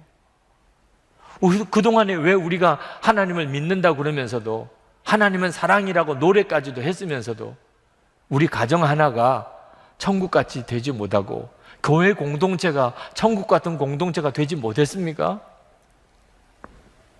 하나님과 우리 사이가 끊을 수 없는 이 사랑의 관계라는 사실에 대해서 우리가 분명하지 않았기 때문입니다. 오늘도 나는 하나님과의 이런 뜨거운 사랑의 관계가 있다는 것을 아직도 나는 가슴에 잘 느껴지지 않습니다. 그러신 분들에게 말씀드리고 싶어요. 언제까지 그렇게 살면 안 됩니다. 예수를 믿고도 그렇게 사는 것은요, 그건 거의 저주와 같은 겁니다. 예수를 믿으셨다면 하나님과의 나와의 사랑, 끊을 수 없는 그 사랑의 깊은 사랑에 빠져들어 살아야지요. 그러려면 이렇게 하세요. 하나님, 제 목숨을 바쳐서 하나님을 사랑합니다. 꼭 목숨을 바쳐서 하나님, 제가 순교할지라도 저는 하나님을 사랑합니다. 그렇게 여러분이 직접 고백해 보세요. 여러분의 마음이 별로 감동이 안 되는 것 같아요. 뭔가 역사가 일어나야 그런 감동도 하는 거지. 분위기가 잡혀야 뭐 그런 감동도 하는 거지.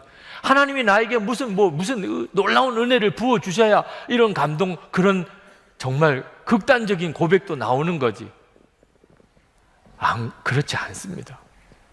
이미 하나님은 상상이 안 되는 은혜를 부어 주시고 계세요. 독생자 주셨잖아요. 예수님은 십자가에 죽으셨잖아요. 주 예수님은 이미 우리 안에 오셨잖아요.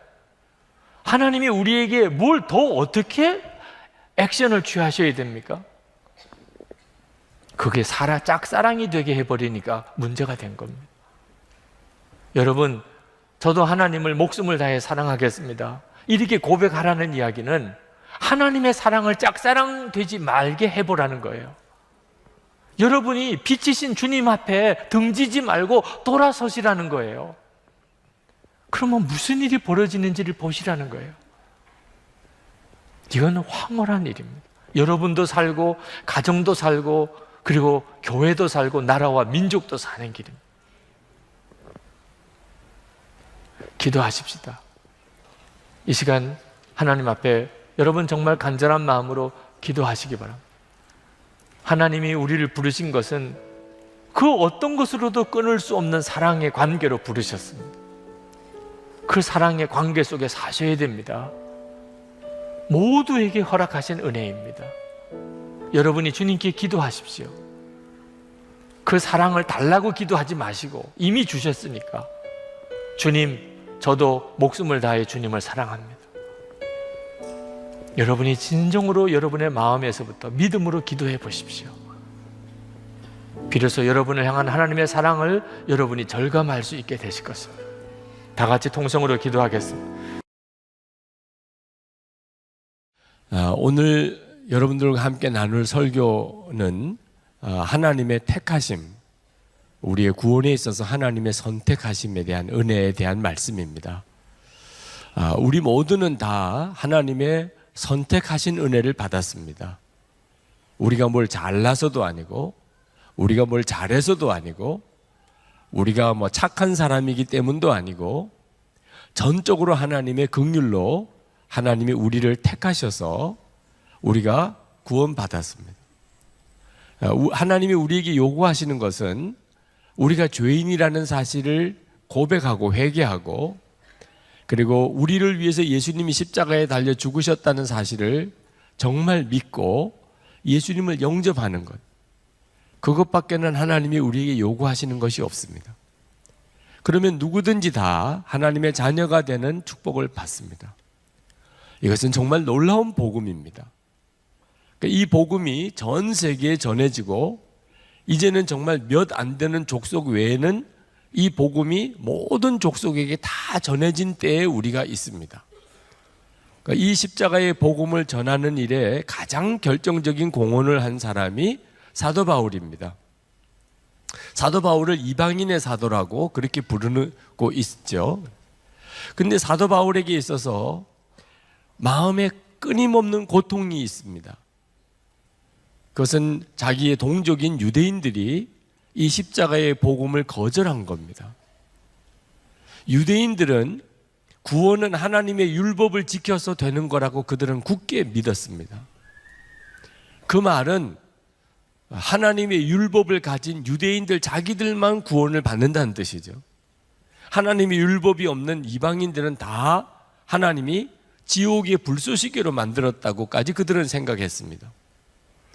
그러니까 하나님의 율법이 아니고 오직 예수님의 십자가의 구원을 믿기만 하면 구원받는다는 이 사도 바울이 전하는 이 복음을 유대인들은 너무너무 싫어했던 것입니다. 그래서 유대인들이 사도 바울이 전하는 복음을 거절하고 사도 바울을 말할 수 없이 핍박을 했습니다. 사도 바울에게 있어서의 마음의 고민은, 유대인들은 하나님이 택한 백성입니다. 그런데 어떻게 하나님이 택하심이 이렇게 취소될 수 있나? 하나님이 택한 백성이 어떻게 하나님의 복음을 거절할 수 있냐 하는 것. 유대인들은 하나님의 영광을 보았습니다. 그들은 하나님의 자녀라고 하는 그런 직분을 받았습니다. 그들에게는 하나님께서 언약을 주셨고, 그들에게는 하나님이 율법을 주셨고, 그들에게는 하나님께 예배 드릴 수 있게 하나님이 예배 법을 가르쳐 주셨고, 예수 그리스도도 유대인에게서 났죠. 그런데 그들이 어떻게 하나님이 주신 이 복음을 거절할 수 있냐 말이에요. 이것은 사도 바울에게 굉장한 고민이었습니다. 근데 성령께서 사도 바울에게 그 비밀을 가르쳐 주셨는데, 이것이 로마서 9장, 10장, 11장에 나오는 내용입니다. 이 내용은 단순히 유대인의 문제만 아니고 우리 모두에게도 굉장히 중요한 내용입니다. 하나님께서 사도 바울에게 깨우쳐 주신 것이, 첫 번째는 하나님의 택하신 유대인들이 십자가의 복음을 거절한 것은 하나님의 약속이 폐해졌다는 뜻이 아니라는 것입니다. 왜냐하면 하나님이 유대인을 택하신 것은 혈통을 따라서 택하신 것이 아니라는 겁니다. 다시 말하면 유대인은 다 하나님의 택한 사람들이냐? 그렇지 않다는 겁니다. 그러면서 두 가지 예를 드셨습니다. 하나는 아브라함의 아들 이스마엘과 이삭의 예를 들었습니다. 둘 다 아브라함의 혈통입니다.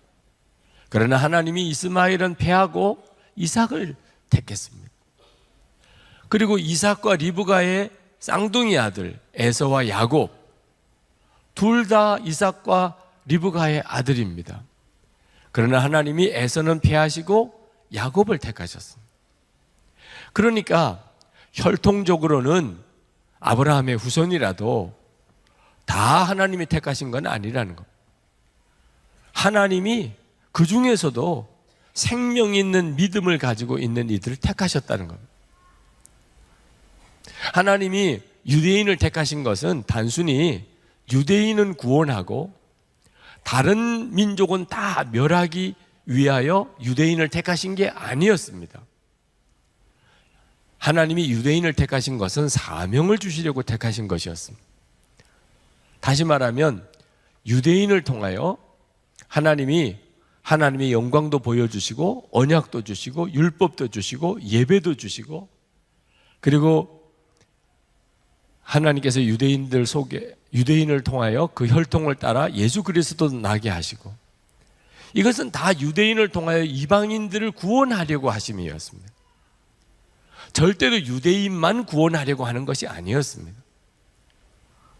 그런데 유대인들은 자기들만 구원받는다고 생각했습니다. 그리고 그것을 자랑하고 교만해졌습니다. 그리고 이방인들은 무시하고 멸시하고 지옥의 불쏘시개라고 말했습니다. 이건 하나님의 택하심과 완전히 반대되는 것이었습니다. 그래서 유대인들이 복음을 거절하게 되고 그로 인해 이방인들에게 복음의 문이 열리게 된 겁니다. 그러나 하나님은 유대인들을 아주 버리셨나? 그게 아니고 나중에는 이방인들이 구원의 수가 다 찰 때가 되면 유대인들도 예수를 믿는 역사가 일어나게 될 것이라 로마서 11장에 나옵니다. 이것이 하나님의 계획이라는 것을 하나님이 사도 바울에게 가르쳐 주셨어요. 여러분, 하나님의 이 선택하시는 은혜에 대해서 여러분이 잘 아셔야 됩니다. 우리가 구원받은 것은 절대로 우리가 잘나서 우리가 뭘 잘해서 아닙니다. 우리가 구원받을 만한 무슨 선한 것이 있어서 우리가 구원받은 거 아닙니다. 전적으로 하나님의 은혜입니다. 오늘 로마서 9장 15절 16절 말씀을 다 같이 읽어보고 싶습니다. 하나님께서 모세에게 말씀하시기를 내가 긍휼히 여길 사람을 긍휼히 여기고 불쌍히 여길 사람을 불쌍히 여기겠다 하셨습니다. 그러므로 그것은 사람의 의지나 노력에 달린 것이 아니라 하나님의 자비에 달려 있습니다. 아멘. 여러분, 우리의 택함과 우리의 구원은 전적으로 하나님의 자비에 달려 있는 것입니다. 우리의 노력이나 의지 때문에 된 것 아닙니다. 이것이 하나님의 계획입니다. 그러면 어떤 분들은 이런 질문을 하게 될 것입니다. 목사님, 만약에 그렇다면 우리의 구원이 전적으로 하나님의 택하심에 달려 있는 거라면 지옥에 간 사람은 그러면 하나님이 버려서 된 겁니까? 그러면 지옥에 간 사람은 하나님 때문에 지옥에 간 거 아니겠습니까? 이런 질문을 할 사람이 있을 거예요. 18절 말씀을 보면 정말 더 그런 질문이 나옵니다. 18절에 그러므로 하나님께서는 긍휼히 여기시고자 하는 사람을 긍휼히 여기시고 완악하게 하시고자 하는 사람을 완악하게 하십니다. 여기서 보면 완악해진 사람은 하나님 때문이라는 거예요. 하나님이 그를 완악하게 하셨다는 겁니다. 근데 여러분, 이것은 성경을 정확하게 이해하고 있지 못하는 것입니다. 하나님이 마음이 선한 사람을 그를 구원하기로 정하지 않았기 때문에, 그를 지옥에 보내기로 결정하셨기 때문에 그 마음을 일부러 완악하게 만들어서 그를 지옥에 보냈다. 절대 그런 말씀 아닙니다. 하나님이 어떤 사람을 완악하게 하셨다는 말은 원래 그 사람의 마음이 완악하니까, 하나님을 대적하니까 하나님이 그냥 내버려 두셨다는, 그래서 그가 완악해졌다는 거죠. 그래서 성경이 말하는 하나님이 어떤 사람을 완악하게 했을 때는 그 사람이 본래 완악한 사람, 하나님 말씀대로 하고 싶은 마음이 없는 사람, 하나님을 대적하는 사람이었습니다. 애굽의 바로 왕이 전형적인 그런 사람이죠.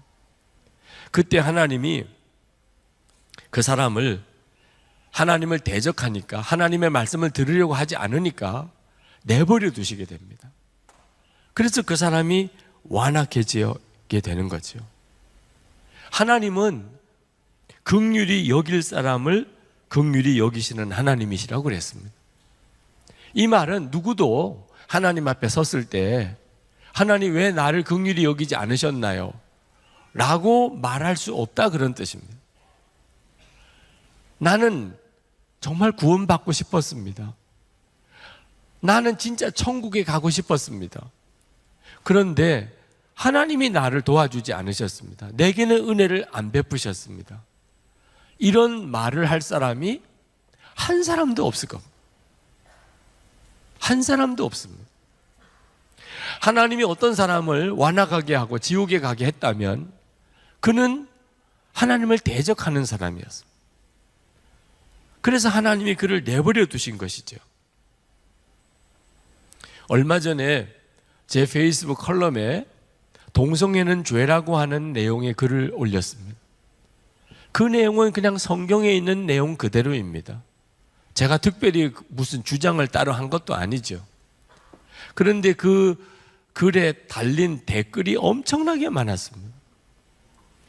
제가 그 댓글을 읽어보고 마음이 너무 아팠습니다. 정말 읽기도 민망할 내용들의 글들이 많이 달렸습니다.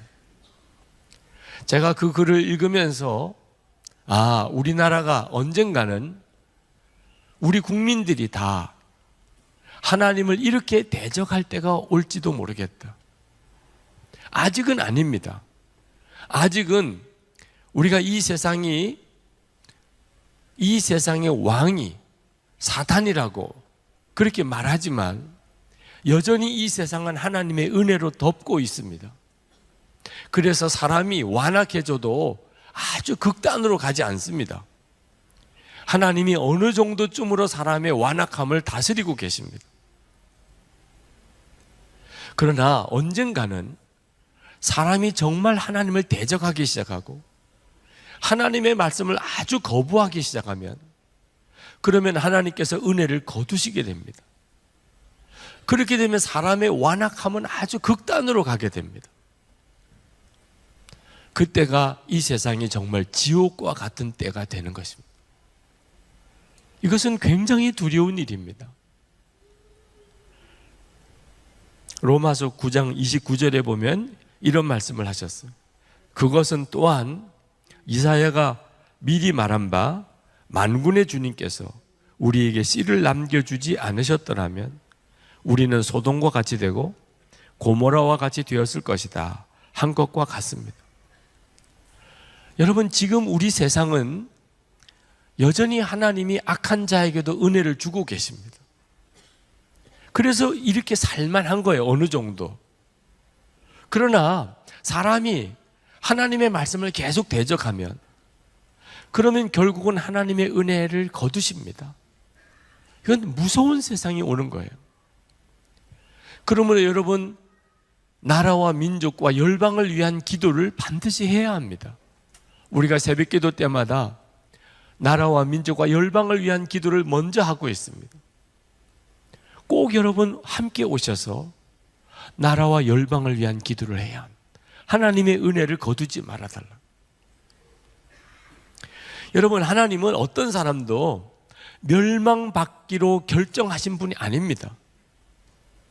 신학적으로 이 문제에 대해서 논쟁이 있습니다만 저는 분명히 하나님은 어떤 사람도 멸망받기로 결정하신, 예정하신 하나님 아니라고 믿습니다. 하나님은 누구든지 다 구원받기를 원하십니다. 성경에 나와 있어요. 요한복음 7장 37절을 봅시다. 명절 끝날 곧 큰 날에 예수께서 서서 외쳐 이르시되 누구든지 목마르거든 내게로 와서 마시라. 누구든지라고 그랬습니다. 예수님은 어떤 한 사람도 예외시키지 않았어요. 누구든지 구원받으라는 거예요. 사도행전 2장 21절에 누구든지 주의 이름을 부르는 자는 구원을 받으리라 하였느니라. 하나님은 누구든지 다 구원받기를 원하십니다.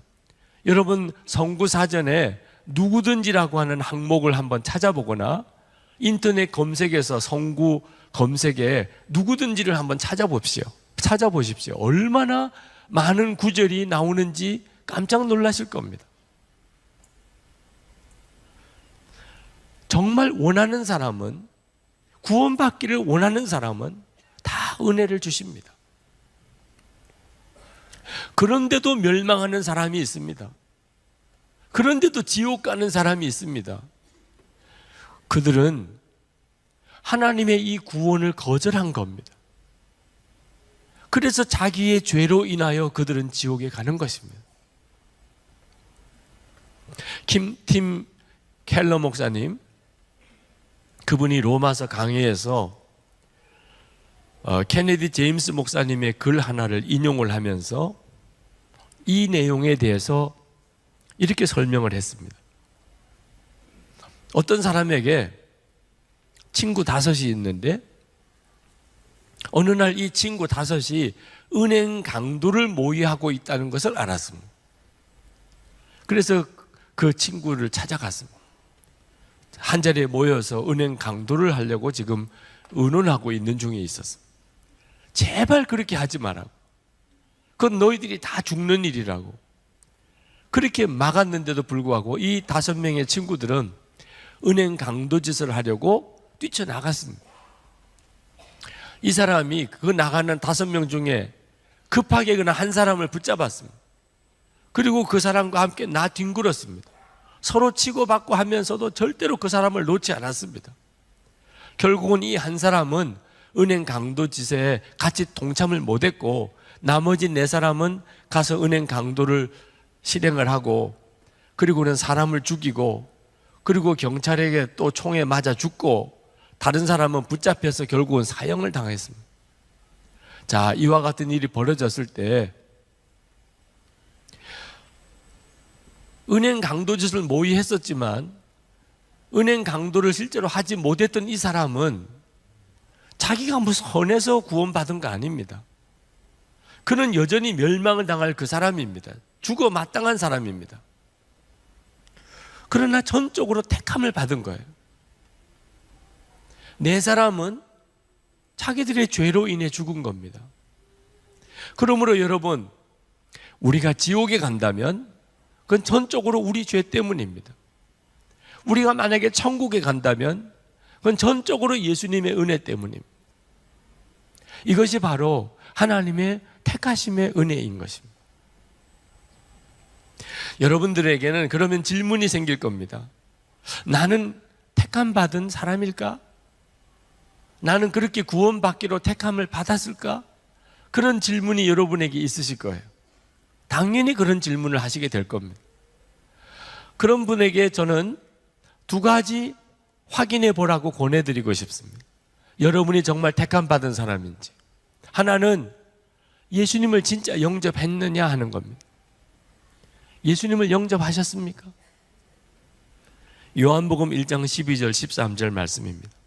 영접하는 자, 곧 그 이름을 믿는 자들에게는 하나님의 자녀가 되는 권세를 주셨으니 이는 혈통으로나 육정으로나 사람의 뜻으로 나지 아니하고 오직 하나님께로부터 난 자들이니라.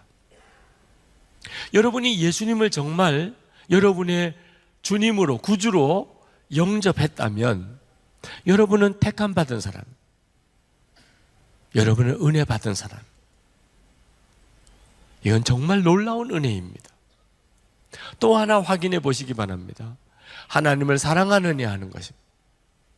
하나님을 그냥 믿는 것도 아니고 사랑하느냐. 로마서 8장 28절에 우리가 알거니와 하나님을 사랑하는 자 곧 그의 뜻대로 부르심을 입은 자들에게는 모든 것이 합력하여 선을 이루느니라. 하나님을 사랑하는 마음은 아무에게나 있지 않습니다. 하나님이 택하여 은혜를 주신 사람의 마음에만 하나님을 사랑하는 마음이 있습니다. 그러므로 여러분이 예수님을 영접했었고 하나님을 사랑한다면 여러분은 축하받으실 사람, 정말 놀라운 은혜를 받고 있는 것입니다. 여러분이 뭘 잘나서도 아니고 잘해서도 아닙니다. 어떻게 내가 이런 은혜를 받았을까 스스로 놀랄 정도예요. 모든 사람이 다 그렇게 되는 건 아닌데 어떻게 나는 이렇게 하나님의 택하신 은혜를 받았을까?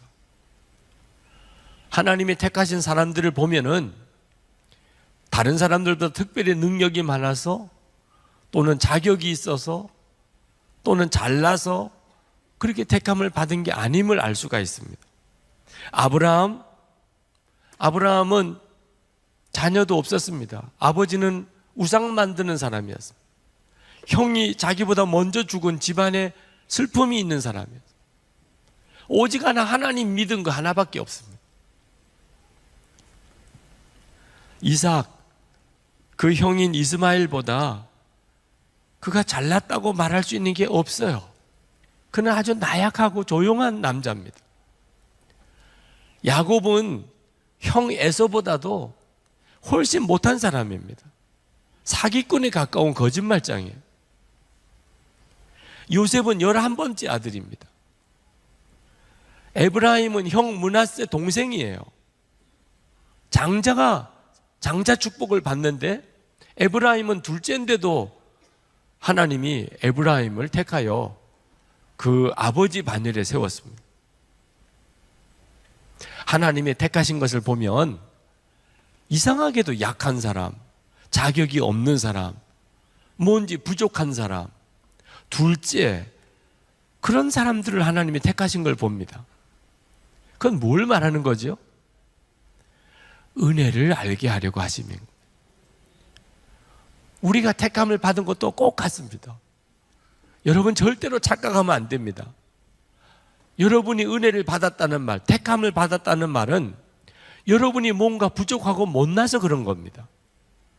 그래서 하나님이 여러분을 택하신 거예요. 하나님이 이스라엘 백성을 택하신 것도 모든 민족 중에 가장 작은 민족이기 때문이라고 그랬습니다.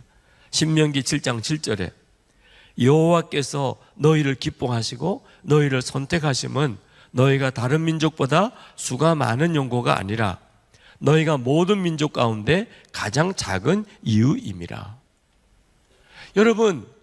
여러분이 하나님의 은혜를 받았고 하나님의 택함을 받은 것은 정말 기뻐할 일이지만 그 말은 무슨 뜻이냐? 여러분은 다른 사람보다 못한 사람이고 문제도 많고 자격도 없는 사람이란 뜻입니다. 그러므로 절대로 자랑할 거리는 아니에요. 기뻐하지만 자랑할 거리는 아닙니다.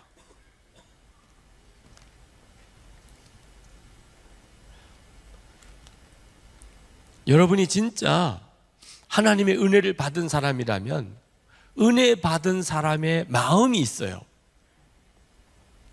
여러분이 정말 은혜 받은 사람인지 아닌지는 여러분의 마음의 특징이 있습니다. 그것이 바로 사도 바울에게 나타나고 있어요. 오늘 본문에 사도 바울은 이방인의 사도입니다. 그 말은 유대인들에게는 민족 배신자와 같은 의미예요. 동족 유대인들을 떠나서 이방인들이 하나님의 자녀다, 하나님의 택한 백성이다, 이렇게 전하고 다니는 이 사도 바울에 대해서 유대인들은 아주 무서운 배신감, 그리고 정말 죽이고 싶은 마음이 들었던 사람입니다. 그래서 실제로 사도 바울은 유대인들에게 굉장한 핍박을 받았습니다. 그런데 사도 바울은 유대인들에게 어떤 마음을 가졌는가? 로마서 9장 1절부터 4절까지 한번 보겠습니다. 나는 그리스도 안에서 참말을 하고 거짓말을 하지 않습니다. 내 양심이 성령을 힘입어서 이것을 증언하여 줍니다. 나에게는 큰 슬픔이 있고 내 마음에는 끊임없는 고통이 있습니다. 나는 육신으로 내 동족인 내 결례를 위하는 일이라면 내가 저주를 받아서 그리스도에게서 끊어질지라도 달게 받겠습니다. 내 동족은 이스라엘 백성입니다. 여러분, 지금 이 말씀은요, 자기를 죽이려고 하는 동족들에게 하는 이야기예요.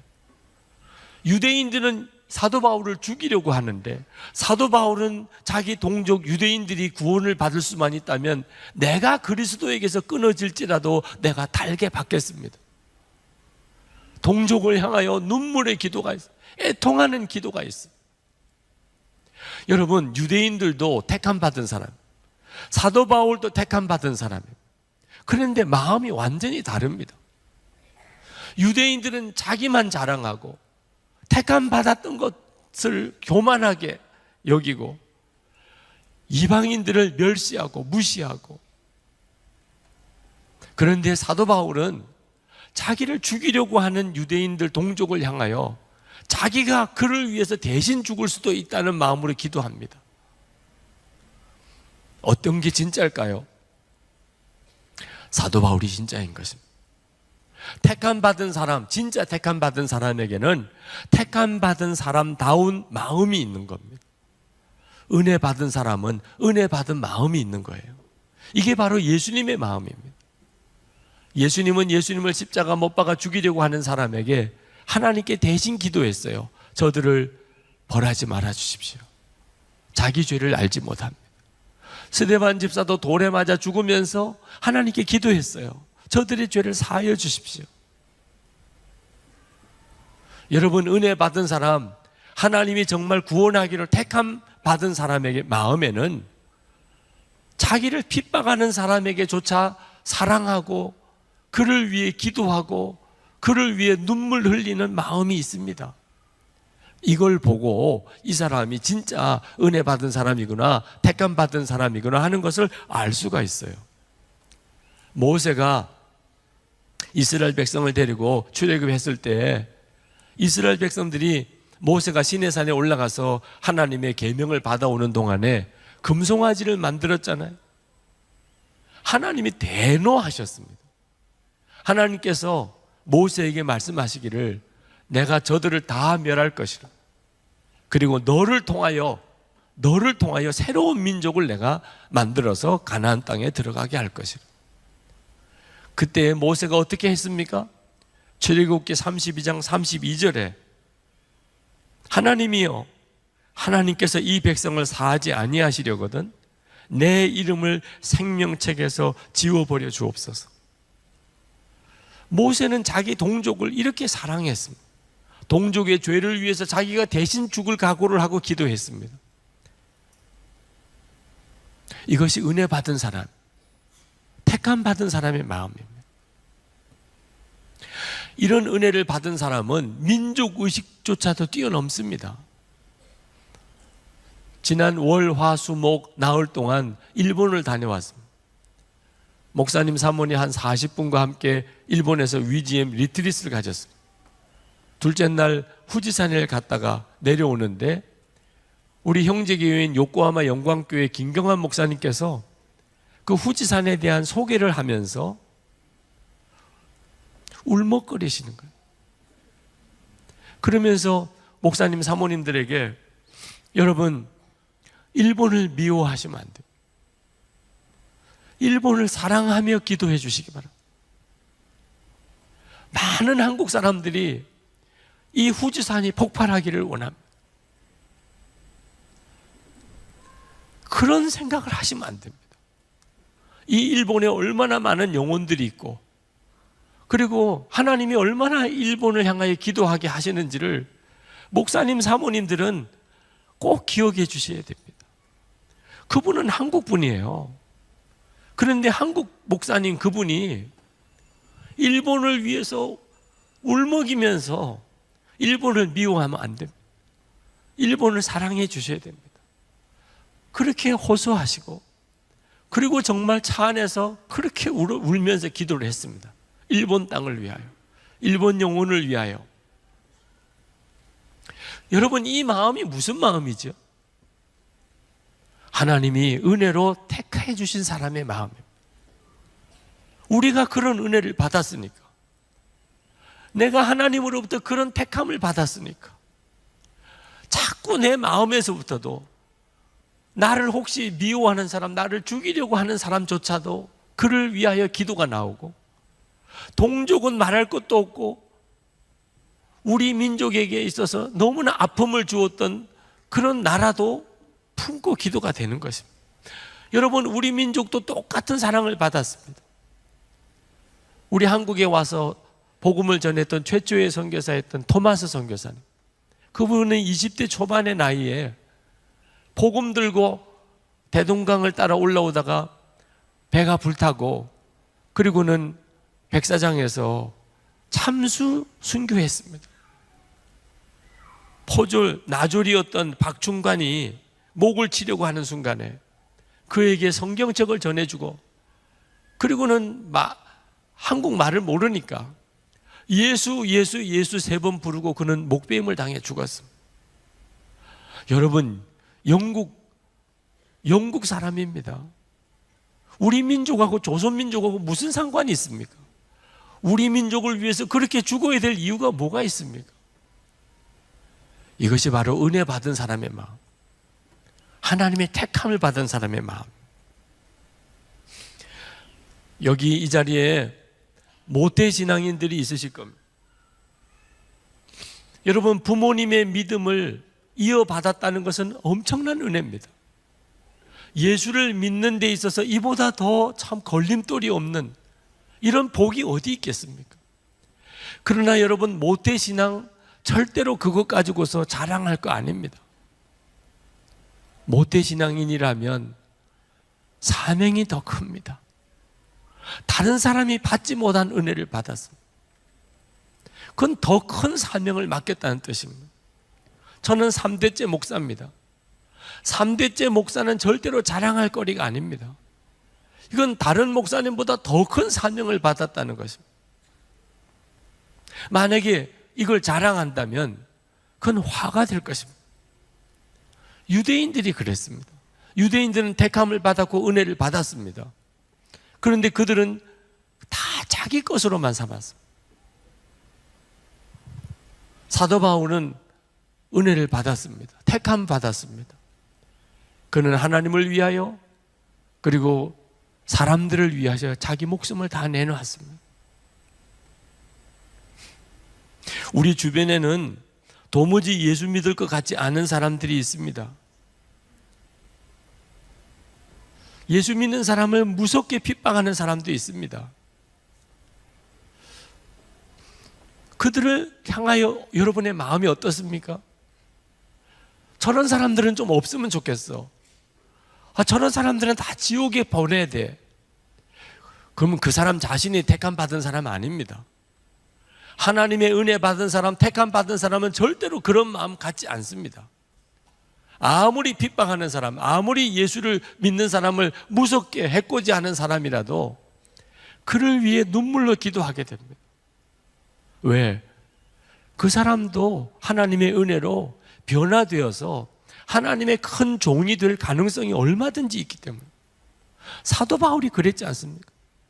사도 바울이 예수님 믿는 사람 핍박하다가 그가 예수님 때문에 오히려 순교한 사람이잖아요. 그래서 사도 바울이 로마서 12장 14절에 너희를 박해하는 자를 축복하라. 축복하고 저주하지 말라. 아마 사도 바울 자기 심정이 었을 거예요. 핍박하는 자를 위해서 절대로 저주하지 마라. 그를 위해 축복하라. 하나님의 계획은 모르는 거예요. 페이스북에 올라온 글 하나를 오랫동안 마음에서 잊어지지가 않습니다. 어느 목사님이 교회를 오고 가시는 길에 늘 그 구걸하고 있는 거지를 보았습니다. 한 번은 그 거지에게 전도를 했어요. 예수 믿으세요. 교회 나오세요. 그랬더니 이 거지가 목사님에게 정색을 하고 묻더래요. 제가 그렇게 해도 되겠습니까? 목사님이 물론이죠. 교회 나오셔도 되지요. 아니 교회 못 나오실 이유가 뭐 있습니까? 그랬더니 이 거지가 다시 묻더래요. 진짜 제가 교회 나가도 되겠습니까? 그때 목사님의 마음의 생각에 진짜 이 사람이 교회 나와도 되겠나 하는 생각이 들더라는 거예요. 여러분, 거지가 교회 나오면 됩니까? 여러분 다 물론이지요. 교회 나오면 되지요. 거지도 교회 나와서 예수 믿으면 되지요. 그런데 여러분 진짜 생각해 보셔야 돼요. 거지가 교회에 나오면 어떤 대우를 받겠습니까? 정말 따뜻하게 모든 교인들이 그를 맞아줄 것입니까? 행색이 너무 남루하고 몸에서 냄새가 나는 그런 사람이 교회를 오면 진짜 모든 교인들이 그를 품어주고 아껴주고 그를 새롭게 만들어주고, 정말 세상에 이런 사람들이 다 있나 이렇게 느낄 만큼 그렇게 교회가 할 수 있겠습니까? 아니면 그 사람이 오히려 교회에 와서 더 상처받고 더 실망하고, 그리고는 아주 정말 무섭게 지옥의 자식이 되어서 교회를 떠나게 만들지는 않겠습니까? 우리는 다 은혜 받은 사람, 하나님의 택함을 받은 사람. 그러나 우리는 내가 유대인과 같이 됐는지 사도 바울과 같이 됐는지를 항상 살펴야 됩니다. 은혜는 받았는데, 택함은 받았는데 유대인처럼 된 사람들이 있어요. 자기는 구원받았다. 남에 대한 관심은 없어요. 오히려 남에 대해서 더 경계하고 인색하고 까다롭고, 특히 자기와 수준이 안 맞은 사람들에 대해서는 아주 벌레 보듯이 하는 사람들이 있습니다. 무서운 일이에요. 진짜 택함 받은 사람, 정말 은혜 받은 사람은 마음이 그렇지가 않습니다. 성도 여러분, 우리는 은혜로 택함 받은 사람입니다. 그 증거는 너무나 분명합니다. 그러나 우리의 마음이 정말 은혜 받은 사람 같이 되었는지를 여러분 절대 소홀히 하면 안 됩니다. 기도하십시다. 우리 하나님께 기도할 때, 하나님, 제가 은혜 받은 것을 감사합니다. 하나님, 저를 택하여 주신 것에 대해 감사합니다. 그러나 하나님, 제가 어느 순간에 정말 유대인처럼 되어버리지 않았나 싶습니다. 불신자들에 대한 관심 너무 없고, 동족에 대한 눈물의 기도도 어느 순간 사라져버리고, 그저 민족 감정벽 하나 넘어서지 못하고, 사람들에 대해서 내가 자꾸 세상의 눈으로, 인간적인 눈으로 가리고 구분하고, 하나님 용서해 주시옵소서. 진정한 주님의 은혜의 감격과 사랑으로 다시 나를 정결하게 하시고 은혜의 사람으로 살아가게 해 주옵소서. 통성으로 기도하겠습니다.